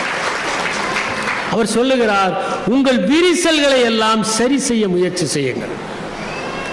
நீங்கள் உங்கள் மனைவி பேசுகிற போது கவனிக்காததை போல நடந்து கொள்ளாதீர்கள். பல நேரங்களில் பார்க்கலாம், அவர் திட்டிக் கொண்டிருப்பார், இவர் கொஞ்சமும் கவலைப்படாமல் சாப்பிட்டு கொண்டிருப்பார், கவலையே பட மாட்டார். ஒரு உளவியல் அறிஞர் ஒரு ஆய்வு செய்து சொன்னார், ஆண்களைப் போல பெண்கள் 2 மடங்கு பேசுகிறார்கள். காரணம், ஆண்கள் சரியாக கவனிக்காததால் ஒவ்வொன்றையும் 2 முறை பேச வேண்டியிருக்கிறது. 2 முறை பேச வேண்டியிருக்கிறது. அவர் அந்த 7 வரைமுறைகள் என்ன சொல்கிறார் என்றால், என்ஹான்ஸ் யுவர் லவ் மேப். உங்களுடைய மனைவிக்கு என்று ஆசைகள் இருக்கின்றன, தேவைகள் இருக்கின்றன, கனவுகள் இருக்கின்றன, கற்பனைகள் இருக்கின்றன. என்றாவது நீங்கள் அமர்ந்து அதை கேட்டிருக்கிறீர்களா? உங்கள் கணவனுக்கு என்ற லட்சியம் இருக்க, ஒரு நாள் இதில் நீங்கள் ஏதாவது மனம் விட்டு பேசி இருக்கிறீர்களா? ஒரு நாள் கூட செய்ததில்லை. அதை செய்யுங்கள், பிரியாமல் இருக்கும் என்று கூறுகிறார். உங்கள் துணையின் மீது ஒரு அபிமானத்தை வளர்த்துக் கொள்ளுங்கள். அதைத்தான் நண்பர் ஆவுடைப்பன் சொன்னார், எல்லாவற்றையும் பாராட்டுங்கள். சின்ன சின்ன விஷயங்களில் பாராட்டுங்கள். நானெல்லாம் பாராட்டுவது உண்டு. அப்படி பாராட்டினால்தான் குடும்பம் என்கிற அமைப்பு வலுவாக இருக்கும். அதற்காக வெந்நீர் வைத்து கொண்டு வந்து கொடுத்தால் வெந்நீர் சிறப்பாக இருக்கிறது என்று பாராட்டாதீர்கள். உங்கள் பாராட்டில் சந்தேகம் வந்துவிடும். அவர்களை நோக்கி திரும்புங்கள், அவர்களிலிருந்து விலகாதீர்கள். சில நேரங்களில் அவர்களுக்கு உங்களுடைய கவனிப்பு தேவைப்படும், பாசம் தேவைப்படும். சமீபம் தேவைப்படும். அதை உணர்ந்து கொண்டு நடந்து கொள்ளுங்கள். அப்போது பார்த்து உங்களுடைய இலக்குகளை அடைவதற்காக ஓடாதீர்கள்.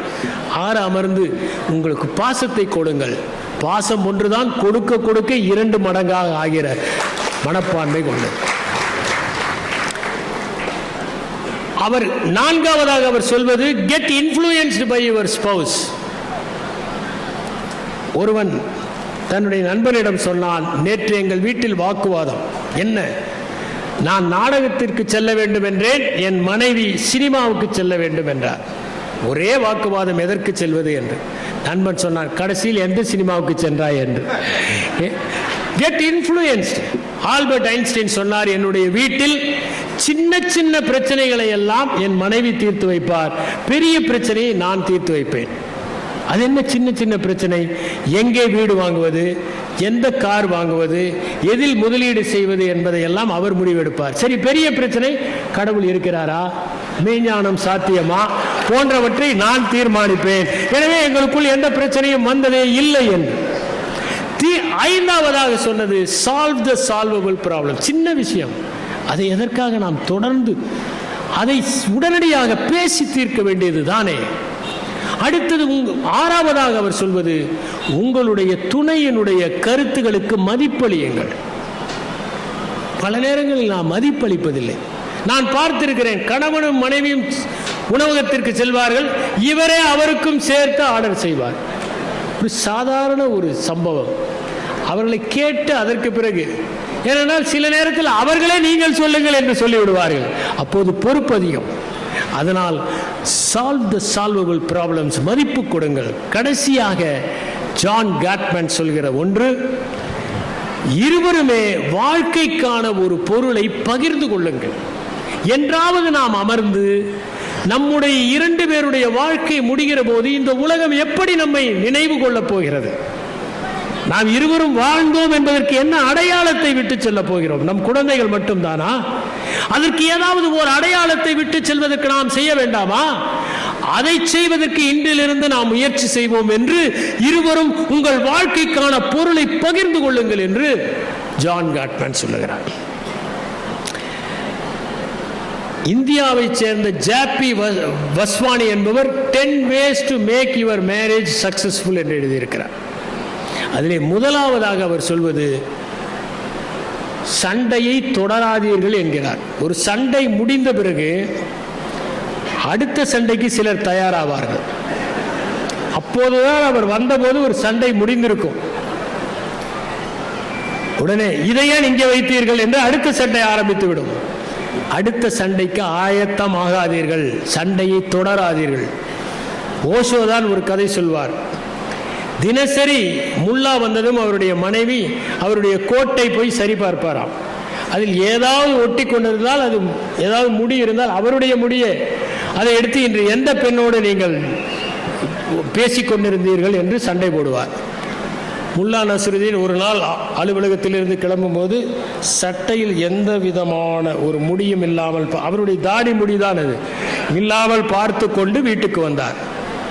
வந்தவுடன் அவள் வந்து எல்லா பொத்தான்களையும் பார்த்துவிட்டு, இன்று ஏதோ வழுக்கை தலை பெண்மையோடு நீ பேசிக்கொண்டு என்று சண்டை போட்டிருக்கிறார். இதற்கு என்ன செய்வது?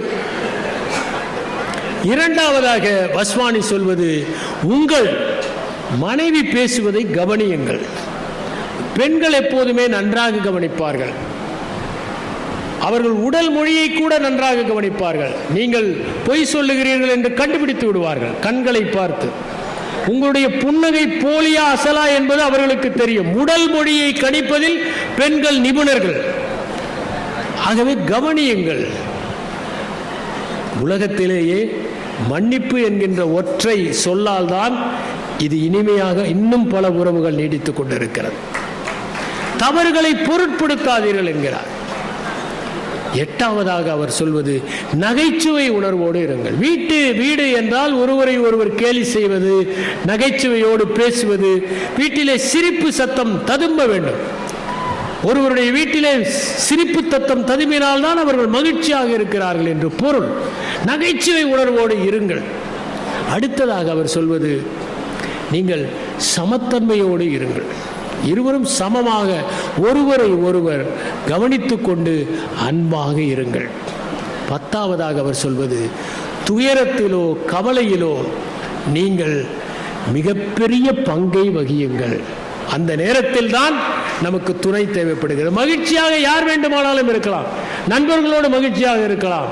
ஆனால் சாய்ந்து கொள்வதற்கு ஒரு தோள் துயரத்தின் போது தான் தேவைப்படுகிறது. அதனால்தான் ஒரு நண்பன் கேட்டான், என்னுடைய உடலிலேயே உனக்கு பிடித்த உறுப்பு எது? அவனுடைய நண்பன் சொன்னான், உன் கண்கள் மிகவும் அழகு, ஆனால் எனக்கு அதை பிடிக்கவில்லை. உன்னுடைய கன்னம் செழுமையானது, அதை எனக்கு பிடிக்கவில்லை. இனிமையான சொற்களை சொல்லுகிற உன்னுடைய உதடுகள் அழகானவை, அவற்றையும் எனக்கு பிடிக்கவில்லை. உன் விரல்கள் ஓவிய விரல்கள், அது எனக்கு பிடிக்கவில்லை. திரண்ட தோள்கள், அதையும் எனக்கு பிடிக்கவில்லை. பிறகு எதுதான் உனக்கு பிடிக்கிறது? நான் சோகமாக இருக்கிற போதெல்லாம் உன்னுடைய தோள்பட்டையிலே சாய்ந்து கொள்ளுகிறேனே, அதுதான் எனக்கு அதிகம் பிடித்துக் கொண்டிருக்கிறது. அப்படி அதிகம் பிடித்துக் கொண்டிருக்கிறவராக கவலையின் போது, துயரத்தின் போது நீங்கள் இருக்க வேண்டும். திருமண வாழ்க்கை மகிழ்ச்சியாக இருக்க வேண்டும் என்பதற்கு இருவரும் சேர்ந்து முயற்சி செய்ய வேண்டும் என்பதைத்தான் ஜே.பி. வஸ்வானி சொல்லுகிறார். ஒருவர் தன்னுடைய நண்பரிடம் சொன்னார், நானும் என் மனைவியும் 20 ஆண்டுகள் மகிழ்ச்சியாக இருந்தோம், அதற்கு பிறகு திருமணம் செய்து கொண்டோம் என்று சொன்னார். திருமணம் செய்து கொண்ட பிறகு மகிழ்ச்சி போய்விட்டது. ஒருவர் இருந்தார், இறந்து போனதும் அவருடைய மனைவி அவரை கொண்டு போய் கல்லறையிலே புதைத்துவிட்டு லிவ் இன் பீஸ் என்று எழுதி வைத்து விட்டு வந்தார். அதற்கு பிறகுதான் அவர் சொத்து எதையும் தன் பேருக்கு எழுதி வைக்கவில்லை, அனாதை ஆசிரமத்திற்கு எழுதி வைத்து விட்டார் என்ற தகவல் தெரிந்து போய் கல்லறையை அவசரமாக திருத்தினார். Live in peace till I come என்று திருத்தினார். நான் வரும் வரை அமைதியாக இருங்கள், நான் வந்த பிறகு அங்கேயும் உங்களை பார்த்து கொள்ளுகிறேன் என்று. நான் ஒரு பெண்ணை பார்த்து கேட்டேன், உங்களுடைய திருமண மோதிரத்தை தவறான விரலிலே போட்டிருக்கிறீர்களே ஏன் என்று. நான் தவறான நபரை திருமணம் செய்து கொண்டேன், அதனால் தான் என்று குறிப்பிட்டார். கணவனும் மனைவியும் ஒரு திரையரங்கத்திற்கு சென்றார்கள். அங்கே அந்த மனைவிக்கு தன் கணவன் தன் மீது அன்பு செலுத்தவில்லை என்கிற ஆதங்கம். அங்கே திரையிலே கணவன் விழுந்து விழுந்து மனைவியை கவனிப்பதை பார்த்து அவள் கேட்டாள், அவன் எவ்வளவு அன்பு செலுத்துகிறான் பாருங்கள். அதற்கு அவன் சொன்னான், அது நடிப்பு, பணம் வாங்குகிறான், அதனால் அப்படி அன்பு செலுத்துகிறான். அவர்கள் உண்மையிலேயே கணவன் மனைவி என்று சொன்னதும் இவன் சொன்னான், அவன் சிறந்த நடிகராக இருக்க வேண்டும், இதை நான் ஒத்துக்கொள்கிறேன் என்று. இப்படி நான் எப்போதுமே ஒன்றை எல்லோரிடமும் சொல்வது உண்டு, திருமணமாகிறவரிடம் சென்று 30 நாட்கள் அல்லது 30 ஆண்டுகள் என்பதுதான் நான் சொல்வது. நீங்கள் திருமணமானதும் 30 நாட்கள் உங்களுடைய துணை எதை செய்தாலும் அமைதியாக இருந்தால், ஏற்றுக்கொண்டால், அதற்கு பிறகு 30 ஆண்டுகள் உங்களுக்குள் எந்த விரிசலும் வராது. ஏன் வராது என்றால், அதற்குள் நீங்கள் உங்களுக்குள் ஒருவர் புரிந்து கொண்டு நடக்க ஆரம்பித்து. இந்த முதல் 30 நாட்கள் தான் முக்கியமானவை. அப்போது எந்த பிணக்கு வந்தாலும், தகராறு வந்தாலும் காலமெல்லாம் நீடித்து நிற்கும். ஏனென்றால் நான் சொன்னதைப் போல 24 மணி நேரம் ஒருவரோடு வாழ்வது என்பது மிகவும் சிரமம். சூடாமணி என்கின்ற அற்புதமான எழுத்தாளர் மணவிளக்கை பற்றி 2 கதைகள் எழுதியிருக்கிறார். ஒன்று பூமியினும் பெரிது என்பது. கேசவன், சந்தியா என்கிற இருவர் திருமணம் செய்து கொள்கிறார்கள். 5 ஆண்டுகள் ஆயின. கேசவன் கடிதம் எழுதுகிறான், அன்புள்ள சந்தியா, நானும் நீயும் திருமணம் செய்து கொண்டோம். இந்த நானும் திருமணம் மகிழ்ச்சியாக இருக்கும் என்றுதான் நினைத்தேன். ஆனால் இந்த 5 ஆண்டுகள் ஒரு நாள் கூட நான் மகிழ்ச்சியாக இல்லை. என்ன பிரச்சனை? நான் கடவுளை நம்பவில்லை, நீ கடவுளை நம்புகிறாய். இது ஒரு பிரச்சனையா? இதற்காகவா நமக்குள் பிணக்கு? அதனால் இனிமேல் நாம் சேர்ந்து வாழ முடியாது. காலை 5 மணிக்கு வருகிற மெயிலில் நான் ஏறி உன்னை பிரிந்து செல்ல போகிறேன் என்று கடிதத்தை எழுதி முடித்தான். வெளியே வருகிறான். அதற்குள் சந்தியா ஒரு கடிதம் எழுதுகிறாள். அன்புள்ள கணவரே, உங்களுக்கும் எனக்கும் ஒரு நாள் கூட மகிழ்ச்சி இருந்ததில்லை. கடவுள் நம்பிக்கையே இல்லை என்றால் வாழ்க்கையில் என்ன நம்பிக்கை தான் இருக்க முடியும்? நாம் சேர்ந்து வாழ்வதில் பயனே இல்லை. அதனால் நான் இன்று காலையில் வருகிற மெயிலில் என்னுடைய தலையை கொடுத்து உயிரை விடப் போகிறேன், இதுதான் நான் கடைசியாக எழுதுகிற கடிதம் என்று கடிதத்தை எழுதி முடித்து விடுகிறேன். இருவரும் ஒன்றாக வெளியே வருகிறார்கள் மெயிலுக்காக. அப்போது ஏதோ கதவு தட்டப்படுகிற சத்தம், திறக்கிறார்கள். ஒரு இளைஞன் வந்து விடுகிறான், மூச்சு பேச்சற்று விடுகிறான். உடனே இருவரும் அவனை எழுப்புகிறார்கள். அவன் எழவில்லை. தண்ணீர் தெளிக்கிறார்கள், தவிட்டு ஒத்தடம் சூடாக கொடுக்கிறார்கள், வாயிலே வெந்நீரை ஊற்றுகிறார்கள். சிறிது சிறிதாக அவனுக்கு பிரக்னை வருகிறது. காவலர்கள் வருகிறார்கள். இவன் ஒரு திருடன், இவன் திருடிவிட்டு இங்கே வந்திருக்கிறான் என்று அவனை அழைத்து செல்கிறார்கள். அப்போது அவர்கள் இருவரும் ஒருவரை ஒருவர் பார்த்து கொள்கிறார்கள். இந்த கடவுள் இருக்கிறாரா இல்லையா, இது எல்லாத்தையும் விட நம் இருவருக்குள் இருந்த இந்த கருணை இருக்கிறதே, அது அல்லவா பெரிது, அது அல்லவா நம்மை ஒன்று சேர்த்து வைத்தது. இதைவிட பெரிது என்ன இருக்க முடியும்? இது பூமியை விட பெரிதல்லவா என்று அவசர அவசரமாக ஓடி தங்கள் கடிதத்தை கிழித்து போடுகிறார்கள் என்று சூடாமணி எழுதியிருப்பார். இன்னொரு கதை, இன்னொரு முறை என்கிற ஒரு கதை. அதிலே மேனகா அருணகிரி என்பவர், மேகலா அருணகிரி இருவரும் ஒருவருக்கொருவர் அனுசரித்துக் கொள்ளாமல் பிரிந்து சென்று விடுகிறார்கள். காரணம், அருணகிரிக்கு ஒரு பொசசிவ்னஸ், அவளை குறை சொல்லிக் கொண்டே இருக்கிறான். அவள் எதை உடுத்தினாலும் மற்ற ஆண்கள் பார்ப்பதற்காகத்தான் உடுத்துகிறாய், உன்னுடைய சோசியல் சர்வீஸ் நண்பர்களிடம்தான் நீ இணக்கமாக இருப்பாய், அவர்களுக்குத்தான் சூடாக காப்பி கொடுப்பாய் என்றெல்லாம் சொல்கிறான். பாலு என்கின்ற ஒரு நல்ல மனிதர் அவளிடம் சமரசம் செய்து வைக்கிறார். ஒரு பேனாவை 2 பேருடைய பெயரையும் போட்டு பரிசீலிக்கிறார். அதற்கு பிறகு அவர்கள் சேர்ந்து வாழ ஆரம்பிக்கிறார்கள். இப்போது அவன் எது சொன்னாலும் சரி என்று முடிவெடுத்து விடுகிறான். அவனுக்கு பட்சணம் கொடுக்கிறாள், காப்பி வேண்டும் என்கிறாள், ஓடிப்போய் போட்டுக் கொண்டு வருகிறாள்.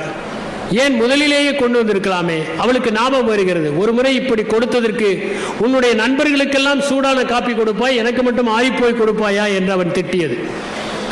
சரி, நாம் இருவரும் இன்று வெளியே திரைப்படத்துக்கு போகலாம் என்கிறான். அவள் போய் புடவை எடுத்து வைக்கிறாள். இருப்பதிலே மட்டமான ஒரு புடவையை உடுத்துகிறாள். ஏனென்றால் விலையுயர்ந்த புடவையை உடுத்தினால் எல்லோர் கண்ணும் படுகிற மாதிரி நீ உடுத்தி கொண்டு வருகிறாயா என்று அவன் கேட்பான் என்பதற்காக. இப்படி பார்த்து பார்த்து அவள் செய்கிறாள். கடைசியில் இருவரும் ஒருவரை ஒருவர் பிரிந்திருக்க முடியாது என்று ஒத்துக்கொண்டு ஒன்றாக வாழ முயற்சி செய்கிறார்கள் என்று இன்னொரு முறை என்கின்ற இந்த கதை. எனவே வாழ்க்கை என்பது ஒரு முறைதான் வருகிறது. ஒரு முறை வருகிற இந்த வாழ்க்கையை நாம் ஒருவருக்கொருவர் புரிந்து கொண்டு இனிமையாக கழிக்கிற போதுதான் இல்லறம் திரு சுந்தர ஆவுடைப்பன் அவர்கள் சொன்னதைப் போல நல்லறமாக மாறும், இனிய அறமாக மாறும். ஒரே ஒரு சம்பவம். ஒரு நாள் ஒரு பெண்மணி கணவன் படுக்கையிலே இருக்கிற போது ஒரு ஓவியரிடம் சென்று என்னை ஒரு படமாக வரைந்து தர வேண்டும் என்று கேட்கிறார். அவன் படத்தை தத்ரூபமாக வரைந்து விடுகிறான். அவள் சொல்லுகிறாள், படம் நன்றாகத்தான் இருக்கிறது, ஆனால் என் கழுத்தில் ஒரு வைர அட்டிகை நீங்கள் போட வேண்டும் என்று. இவளுக்குத்தான் உடல் நலம் சரியில்லை, கணவன் நன்றாக இருக்கிறான்.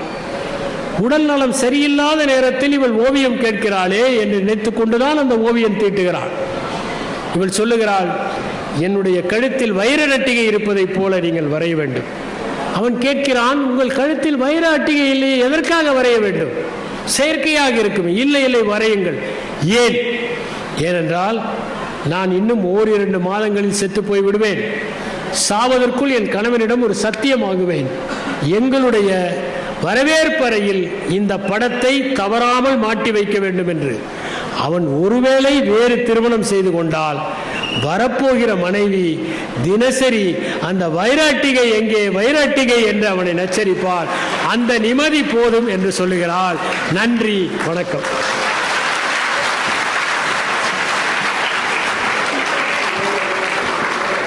ஒரு வார்த்தை பல வாழ்க்கையை மாற்றும் என்று சொல்வார்கள். அப்படி உங்களுடைய வார்த்தை இங்கு பல பேருடைய வாழ்க்கையில் ஒரு மாறுதலாக இருக்கும் என்று நினைக்கிறேன். அந்த அளவுக்கான ஒரு சிறப்பான உரை நல்கிய திரு இறையன்பு ஐஏஎஸ் அவர்களுக்கு எங்களுடைய நன்றி.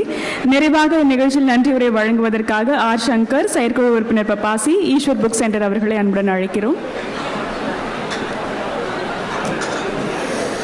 தென்னிந்திய புத்தக விற்பனையாளர் மற்றும் பதிப்பாளர் சங்கம் நடத்தும் 48வது புத்தக திருவிழாவில் சிறப்பு சேர்க்க வந்து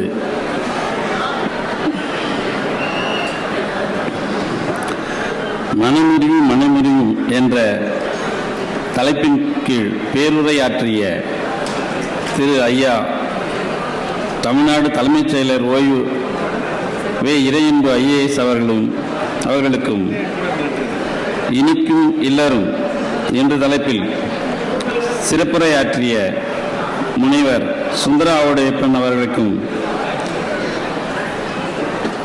பெருந்திரளாக வந்து இவ்விழாவில் கலந்து கொண்ட வாசகர்களுக்கும் இந்நிகழ்ச்சியை உலகெங்கும் என்று சொல்லும் பத்திரிகை ஊடக நண்பர்களுக்கும் எங்கள் பப்பாசியின் சார்பாக நன்றியை தெரிவித்துக் கொள்கிறேன். நன்றி நன்றி நன்றி.